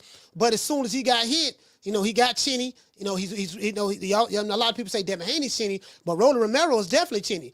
Pitbull was on his ass. He was trying to get the hell up out the ring. We saw what an old Ismael Barroso, grandpa was an extra in the movie The Mummy, and we saw what he was doing to him. Tony Weeks had to jump in and save him from that. So whatever argument that you can make for Ryan Garcia, and that's how you feel, I'm not disputing that. But what Rolly Romero is 10 times worse than Ryan Garcia. 10 times. Ryan's been stopped and Ryan's been dropped too. We won't call Rolly chinny, which I don't think neither one of them are chinny necessarily, but they've both been stopped. They've both been dropped. To me, and my only point is the fight is a more there's more of a chance of an upset happening in that fight, I think, than Devin Haney's fight. And I'm not making no case for Rolly, but I can't make a case for Ryan. I haven't seen Ryan fight several times, and to me, it's hard for me to believe this guy had all them amateur fights, and he never refined a skill level that only people, when they talk about him, talk about his left hook. Yeah, and I'm the first one to admit, you can't deny. Well, what else? What else? He can fight on the inside. He tried to fight Tank Davis on the inside for about 20 seconds in the second round when he thought he had him hurt. And look what happened. He got mollywopped because his chin and his head is always right up in the air. He can't fight on the when people take the fight to him, even in the Devin Haney fight. When they was boxing, Haney was beating him, and it wasn't even close. The guy lacks a skill set. He's a one-trick pony, and it's a hell of a trick. But you had that with this guy's lifestyle, the year layoff, what he did in between. To me, there's danger in that fight for him. And I'd rather they would have picked because I want to see the Haney Garcia rematch. I would have rather they picked a different fight for him, than Rolly. And plus, Rolly, as goofy as he is, he's a fighter and a competitor. I'm sure he wants to try to regain his position too. Probably going to show up hungry to knock off the apple cart. So, but we'll see. We'll see. I think it's an intriguing fight, and that's all I got, Coach. All right, shout out to Jared. Be more, stand up. Thanks.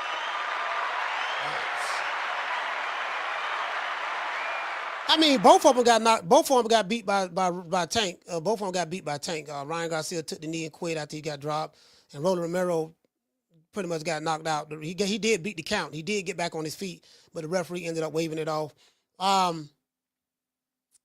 Again, I just don't see it, dog. I don't like. There's again, I don't like Ryan Garcia nor Rolly Romero. But man, Rolly Romero does everything wrong.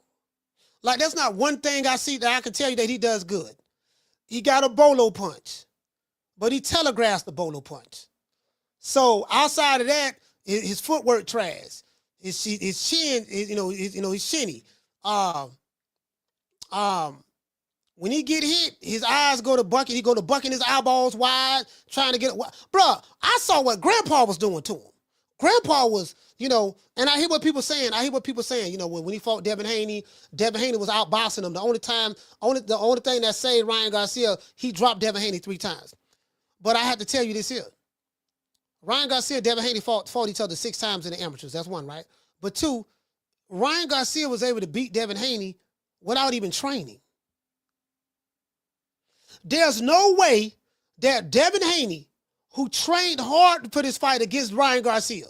I know Ryan Garcia got popped dirty. We know that. I'm not discluding that. But he looked like trash that fight. Ryan Garcia did not look like no super predator, or something off the aliens or something of that sort. He was doing the booty roll in that fight. He was turning his back, bending over. Devin Haney was punching him in the back. Y'all remember that? Y'all remember Devin Haney was punching Ryan Garcia in the back? When he turned his back on him, Ryan Garcia did not look good that fight at all. Devin Haney was the one who trained. Devin Haney was the one who did everything right. Do you get what I'm saying? There was Ryan Garcia was tired. He was looking sluggish, but he landed the hooks. So my argument to that is, if he trains, takes it serious, don't be drinking, don't be smoking, don't have the PEDs in his system, you see a different fighter. That's my argument. I'm like, if he was able to do that, look bad against Devin Haney and win, what if he would have trained? What if he wasn't no Osprey? What if he would have trained? What it would have looked like? So the good news is we're going to see that fight later on this year. The Ryan Garcia Devin Haney rematch is going to answer all questions. It's going to kill all arguments. It's going to destroy. There will be no more arguments after that second fight. Carla, hold on. Just like what I said when when Errol Spencer Bud fought, I said people been arguing for 4-5 years about this fight, saying top rank, Tober, this and that. I said, okay, well this gonna be the fight to end all arguments. When Ryan Garcia, Devin Haney fight later on this year, that's going to be the fight to end all arguments. All arguments. Again, I ain't got a dog in the race, but I'm just saying that's gonna be the fight to end all arguments. Caller, what's your name? Where you calling from? It's your boy Round 1 again. I'm gonna come in for Round 2, but this is for Jerry because hopefully Jerry's listening. But hey, Jerry, nah, man, you're tripping. Rolly's a judo dude who closes his hips with his fridge doors with his hips. He is not gonna be going in there he's gonna be going in there gonna try to knock out Ryan, but he's gonna get timed. He's gonna get hit. He's gonna get cracked. I don't know what Jerry's smoking, but I want what Jerry's smoking, Coach. All right, that's all, Coach. All right, salute, fam.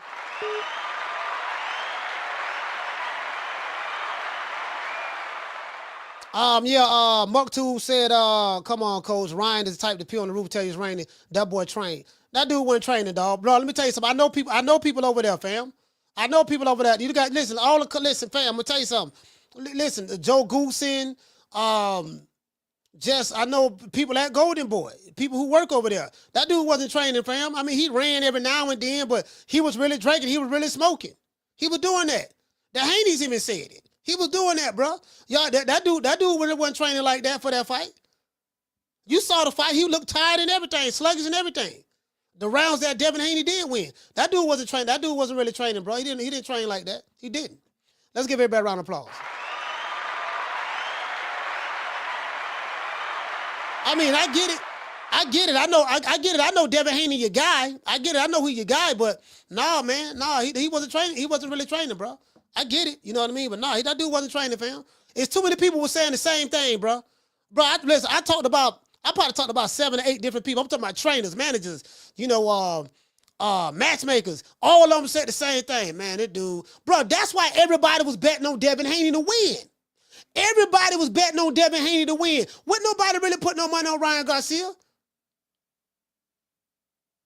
Oh, man, this man ain't training, man. We didn't even know he was going to make it to the fight. Yeah, this dude wasn't training, man. That dude, he wasn't training, bro. He wasn't training.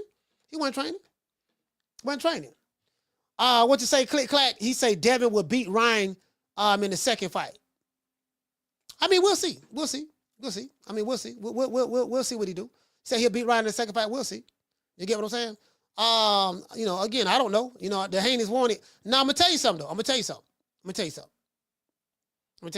Hold on, where my son at? What's Malachi? Where Kai at? Look at little Kai. Hey, this is my son right here, man. Hold on, let me make my son the moderator. Where you at, Kai? This is my son right here, man.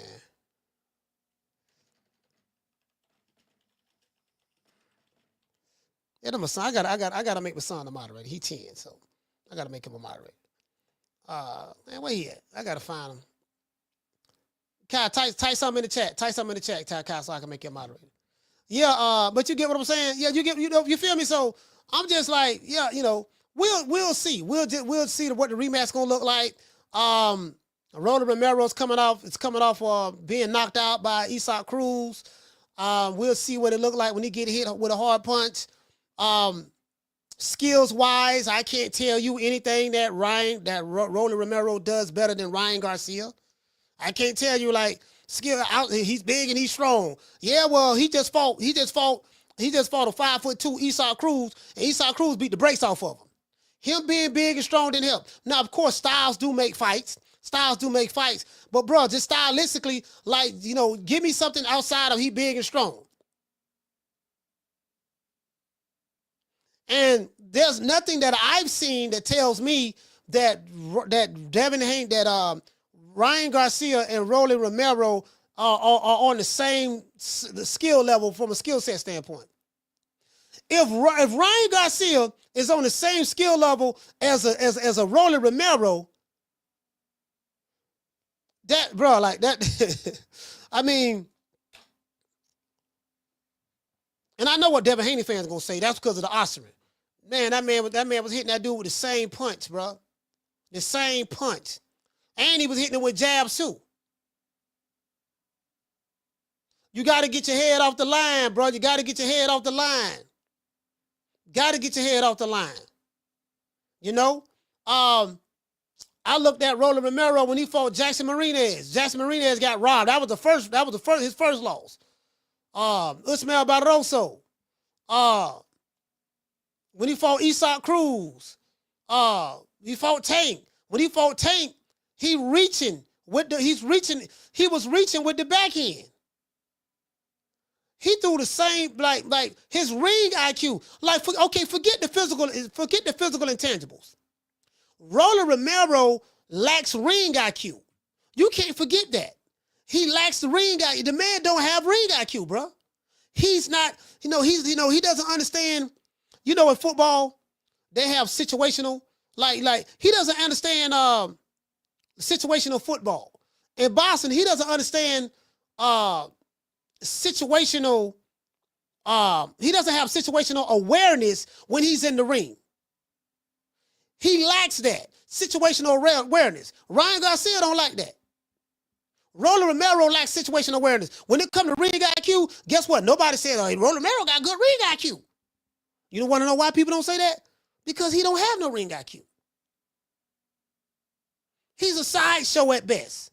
That's it. So, I mean, it is what it is. Shout out to JC. What did he say? He say, truth be told, Rolly was getting beat up by the old man. He was getting beat by the old man. The only reason he got that belt, doggone Tony Weeks. Tony Weeks jumped in there. Tony Weeks looked in the audience. He saw Booger Ray Leonard. Booger Ray Leonard was giving him baseball signals. Booger Ray Leonard was doing this, wiggling his ear, twitching his nose, like the lady on B-Wicks.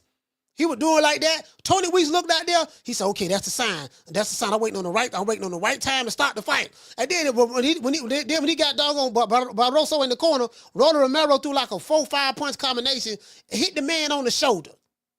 He wasn't, bro. When they showed the replay, he wasn't hitting that dude in the face at all. Tony Weeks jumped in there, talking about, "Yeah, I gotta protect the fighter." True. Yeah, man. Yeah, I gotta protect the fighter. Come on, fam. You get what I'm saying? Anyway, let's give let's see, we got any cash apps. Let's give the cash appers. Wait a minute. What we got? Sorry about that, y'all.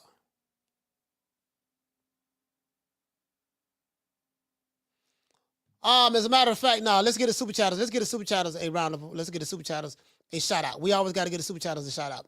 I was looking at the text. Shout out to our sponsor, Charles Edward Cheese. Hey, okay. Shout out to the Martin. Hey, okay. Shout out to Massachusetts Fishing and Growing. Salute to you, brother. Thank you for becoming a member. Hey, okay. Shout out to Nebraska Raj. Hey, okay. Shout out to Sean from the Heights. Hey, okay. Shout out to Mr. Donald Banks. Hey, okay.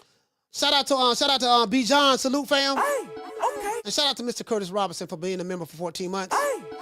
Let's give the sponsors a round of applause.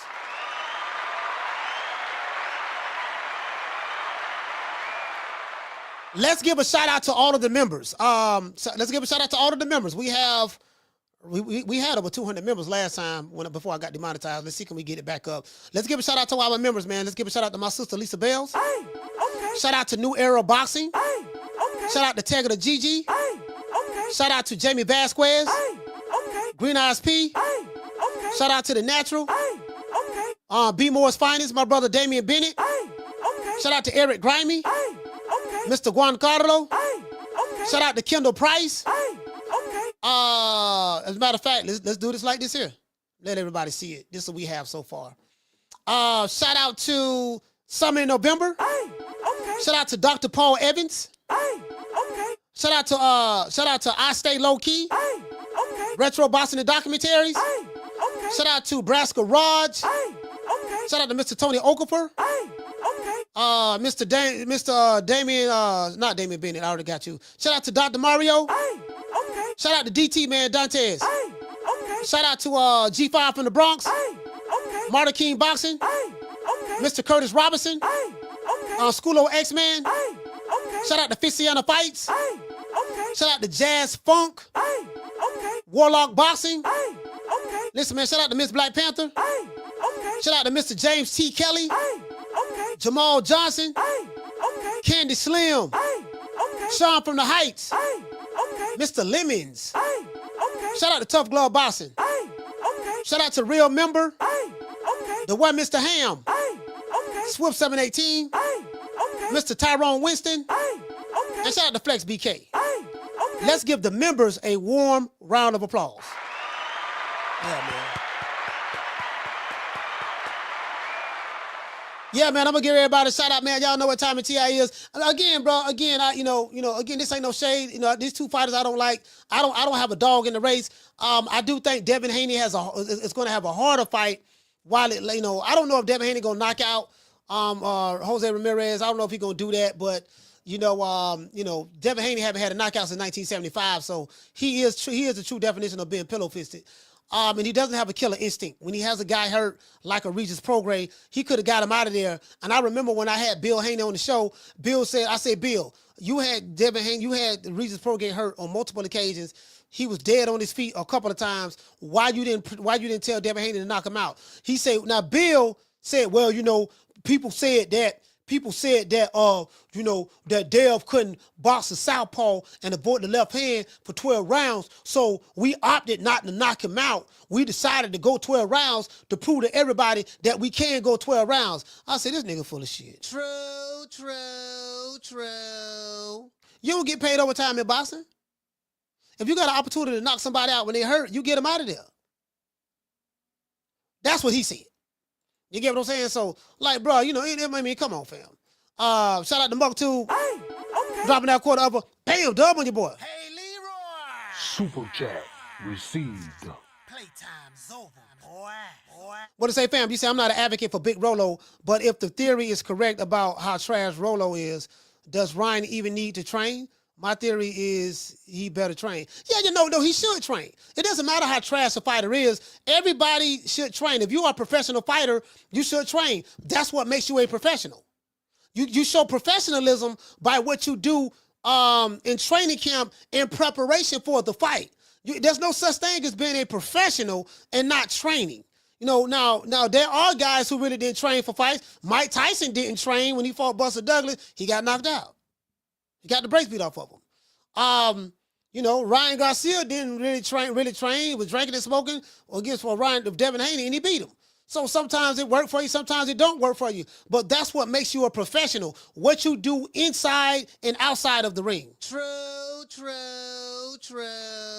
That's what makes you a professional, fam. The professionalism. How you conduct yourself inside and outside the ring. All praise due to Six Figure John. Well, I guess I gotta be like everybody else and saying, Al Heyman, I can quit my job now, baby. 6 figures, baby. You feel me? I'm about to But a name. Do you have a name?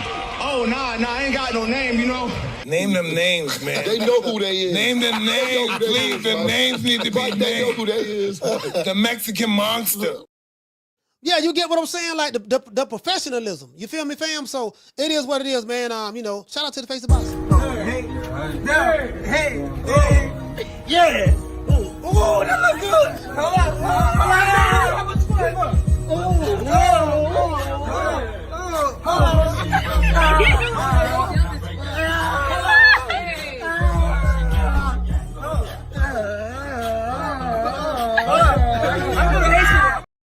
Hey, shout out to Fast Car Eddie. Fast Car Eddie, what's going on, fam? Shout out to the lovely Tegna. Shout out to Tegna. Shout out to JC. You get what I'm saying? It is what it is, man. Shout out to all of the lovers out there. Make it last. Make it last forever. Don't let I love me.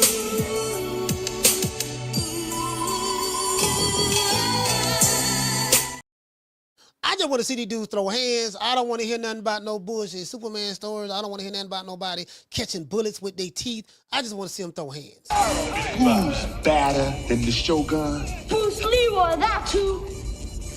Bruce Leroy. Bruce Leroy. You say your fighter better than the Shogun? Well, the Shogun want to smoke. The Shogun want to smoke. The Shogun went to the movie theater looking for Bruce Leroy. who's better than the Shogun? Listen, the Shogun went to the movie theater. Bruce Leroy was sitting in the front row looking at a kung fu flick, eating popcorn with chopsticks. The Shogun went in there. He went all over Harlem looking for anybody who said they was better than him. He didn't say Bruce Leroy don't bring nothing to the table. He didn't say, oh, Bruce Leroy, it's about putting butts in seeds. He didn't say, oh, Bruce Leroy, he looking for a pay. He didn't say none of that. The Shogun wanted to smoke. Nigga eating popcorn with chopsticks in the movie theater. You get what I'm saying? I want you to call me. We did this for the hood. I want to thank the whole hood who came out here. I love y'all. I did this for the hood. Y'all know I beat that boy. Two top-level fighters supposed to fight each other, and you telling me your fighter ain't got to fight him because the other dude don't bring nothing to the table, and he trying to get a payday and all this stuff there? That's duck language. Shut that soft-ass shit up. And the best man Shut to that win. soft. That's some soft-ass shit. Shut that soft-ass shit up. All that soft talking. I know you can do it, man. You got the. Man, shut that soft-ass shit up. You get what I'm saying? Bruce Lee wanted to smoke, even though he was an actor, but he still wanted to smoke in the movies. I don't even play, nigga. Wakanda, bring your ass over here, nigga. This is what I'm gonna do to you. Oh, Lord, no more. I just kicked Wakanda in the face. Oh, hit him in the stomach. Oh, Lord. Kick him, slap him, kick him, kick him, kick him, kick him again. Oh, Lord, I'm beating Wakanda ass. What you gonna do, Wakanda? You want some more? Oh, Lord, hammers. Go up on him. Bam. Catch him in the neck. Ah, Lord, Wakanda is dead. I just want to throw that out there, man. You know what I mean? It is what it is, man. I am a chain belt in Kung Fu. Bruce Lee was my teacher. Watch this.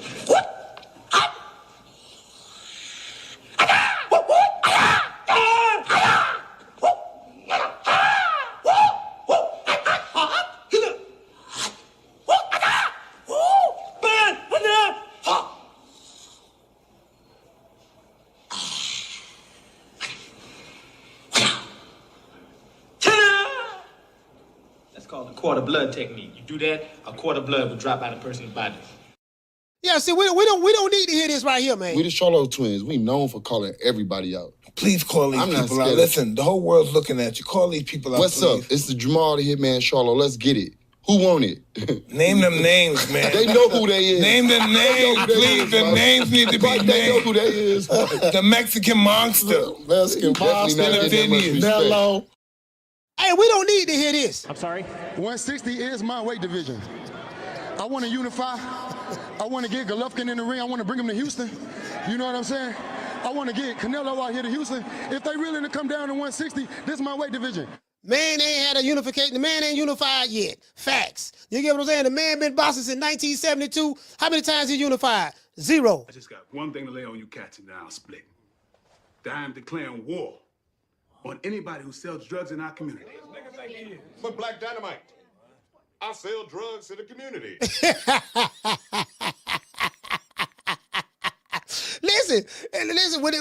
If your fighter go to holler about, yeah, man, he ain't about to think about no $30 shit. I don't need him. Even though Canelo got more money than all these dudes, I don't need him and all that stuff there. And you know, and they got to do this and do that to sell and all that stuff there. So tell me you ducking the smoke without telling me you ducking the smoke. I ain't got to prove nothing. You get what I'm saying? And when I hear that right there, this what I hear. They go to niggas playing. We must internalize the flatulation of the matter by transmitting the effervescence of the Indonesian proximity in order to further segregate, to preclude on the issue of world domination would only circumvent, circumcise the revelation that reflects the aphrodisiac symptoms which now perpetrates the Jericho's activation.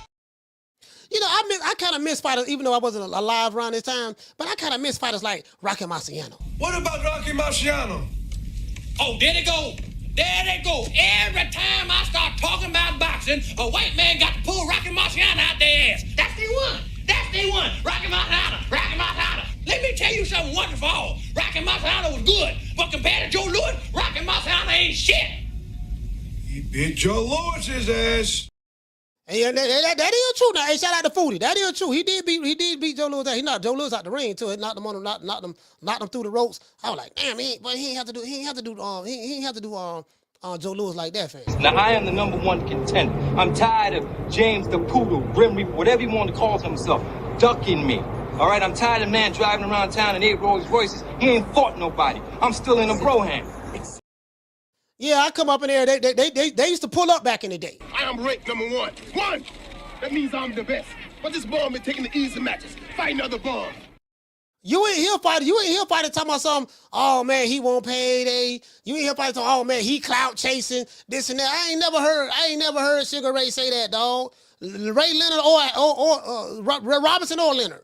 I ain't never heard Hagler say that, or Roberto Duran or Mike McCallum or like James Lights Out Tony. Or I ain't never heard them say that, bro. Like just we gotta get rid of the duck language in today's time.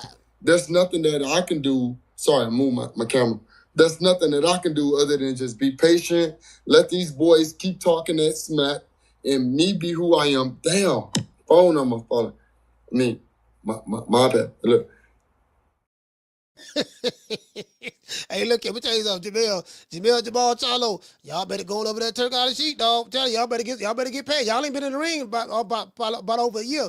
Y'all better go on over there and get that bread, dog. Shake like booty meat over there. I'm trying to tell you now. Y'all better go ahead, because they throwing hands over there. Oh, pussy ass nigga, what's going on, boy? I'm telling you, boy, I'm knock your fuck ass out, boy. Blow for blow, pound for pound, nigga. I got the title, nigga. I'm telling you, boy, for the knock one of you what kind of niggas out. Nigga, I got these hands, nigga. I'm throwing them paws at the nigga for knock your ass down again, nigga. Get your ass back up, nigga. Don't run, nigga. I'm telling you, boy, I want all the smoke. Nigga, I'm throwing them paws, nigga. I'm putting my hands on you, nigga. I told you what I'm gonna do to you, nigga. Catch you with the check left hook. Nigga, check left hook, nigga. I told you, boy, pound for pound, nigga. I'm the best. This more action than any Devin Haney fight. Put these paws on you, nigga. I told you, I got your back up, nigga. I got your back up. Nigga, watch that check left foot, knock your ass down again, nigga. I'm telling you, boy, it is what it is, nigga. I'm gonna make it do what it do. I'm telling you, boy, we ain't even playing over here, boy. Yeah, see, they throwing paws. They throwing paws now. If you don't want to see your fighter throw no paws, then guess what? You just get out the fight game. If you don't want to see your fighter throw no paws, because right now, bro, it's some Shea Butter Laptop Revolutionaries. They crying right now at the news that PBC is now partnered up with they partnered up with Doggone Turk out of Sheet. Right now, they punching the air crying right now. I still love you.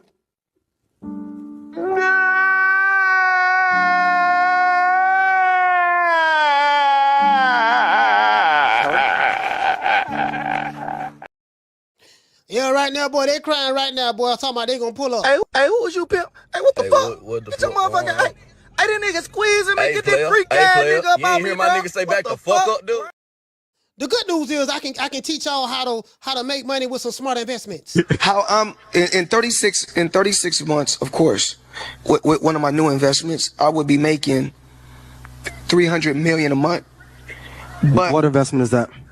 Just in real estate. I agree. Got you. And I'm heavy in real estate. I'm real heavy in real estate. Even though, you know, I got my own liquid, and that means cash. For those, I break it down in layman's terms. Even though I got a lot of cash, OPM. Okay. OPM. You don't always have to use your money. That's why it's very important for y'all to make sure y'all keep y'all credit right. Talk to us about very important.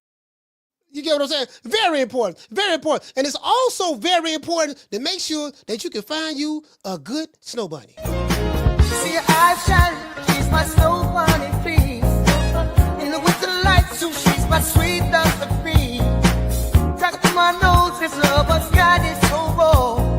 Make you lose, stepping out of control.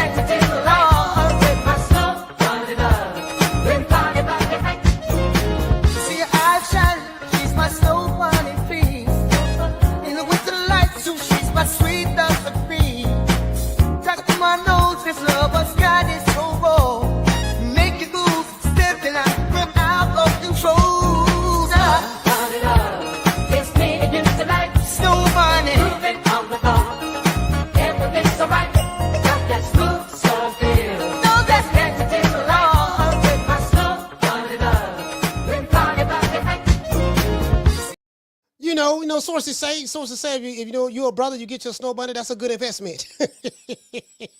Ran off on the floor twice. We make smart investments. True. Sources may not, you know what I mean? But I'm just saying, you know, the sources say that's a smart investment. You get what I'm saying? I don't know how true that is now. They say that's a smart investment. I'm gonna give everybody a shout out, man. Y'all know what time it is.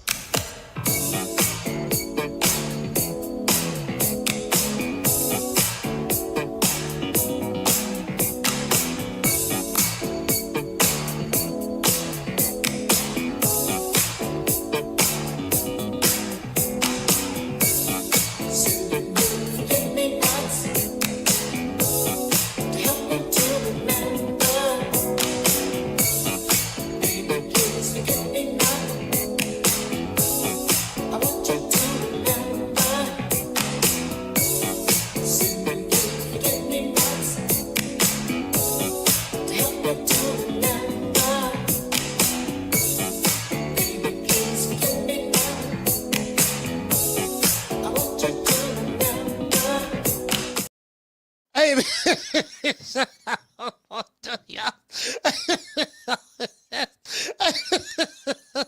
You know, I make smart investments. You know, right here, like, look at Becky right here. I got Becky right here. Becky, this is one of my smart investments right here. You know, she has an 875 credit score.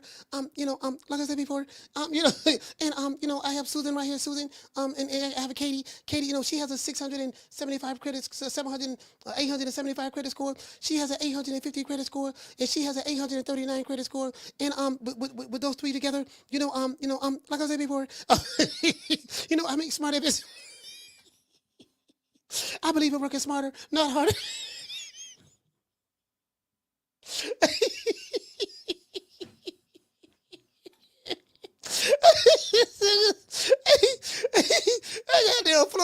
Floyd, oh my God, bro. He be trying to sound so smart, bro. Oh, he be trying to sound so smart when he talk. Anyway, shout out to Jamie. Dr. Mario. Shout out to Charles Apple Cheese. Shout out to Goodfella TV. Shout out to Stewardy D, Salute Fam. School of X-Man. Mr. Corey Bradley. Shout out to Mike Mose. Shout out to Silvis. The one, Mr. Ham. Shout out to Guillermo. Fast Car Eddie. Shout out to Tegra Gigi. Miss Black Panther. Shout out to Foodie. Brandon Sweet Like Candy. Shout out to my son, Mr. Malachi Williams. Shout out to Round One. Mark Tube University. Jamie from New York. Shout out to Guillermo. Salute, fam. Shout out to John. Shout out to Robbie Digital. Real Dude Uprising. Salute, brother. Shout out to The Natural. School of X-Man. JC. Cooking with Sir Senior. Shout out to your boy Mambo. Mr. Kenneth Johnson. Shout out to shout out to Drew Glizzy. Salute. Shout out to MJ24. Who else we got? I'm trying to see some new names, man. Let me go to X. What's on X? Let me go to X. I had shout out to Michael Rumble. Shout out to Sarah. Shout out to Eric. That's Rumble. We only had 3 people watching on Rumble today. And let's see. Do we have people? We have people on X. Yeah, I think we got people on X. We got people on X in the chat as well. I don't see them though. They watching, but I don't see anybody leaving in the comments. Shout out to everybody watching on X. If I was able to see your name, I'll give you a shout out. Listen, shout out to Zayvani. Shout out to Zayvani. Strangeness, salute. Shout out to John. Mr. Justin Watson. And I think that's all I see. Salute to everybody, man. Peace, everybody. Shout out to our sponsor, Foster's Barbershop. If you ever in Tampa, 1923 Main Street in West Tampa, Florida. If you ever there, go to Bookski. Type in Foster's Barbershop, Bookski. You're going to have to book an appointment first, and you got to pay half the money up front. You got to pay half the money once you book it. It's more of one of those luxury barbershops. It's not a regular barbershop, so You know, you got to be willing. You're gonna spend $50 or better when you step in there. Just telling you right now, man. So shout out to our sponsor, man, Ben's Foster's Barbershop. Shout out to my main man, Ben over there, who own the barbershop now. Salute. Peace to everybody, man. Much love. I'll catch you guys on the next one. You know my motto: don't meet me there, beat me there. Peace. Man, I'm out of here, bro. Let's go.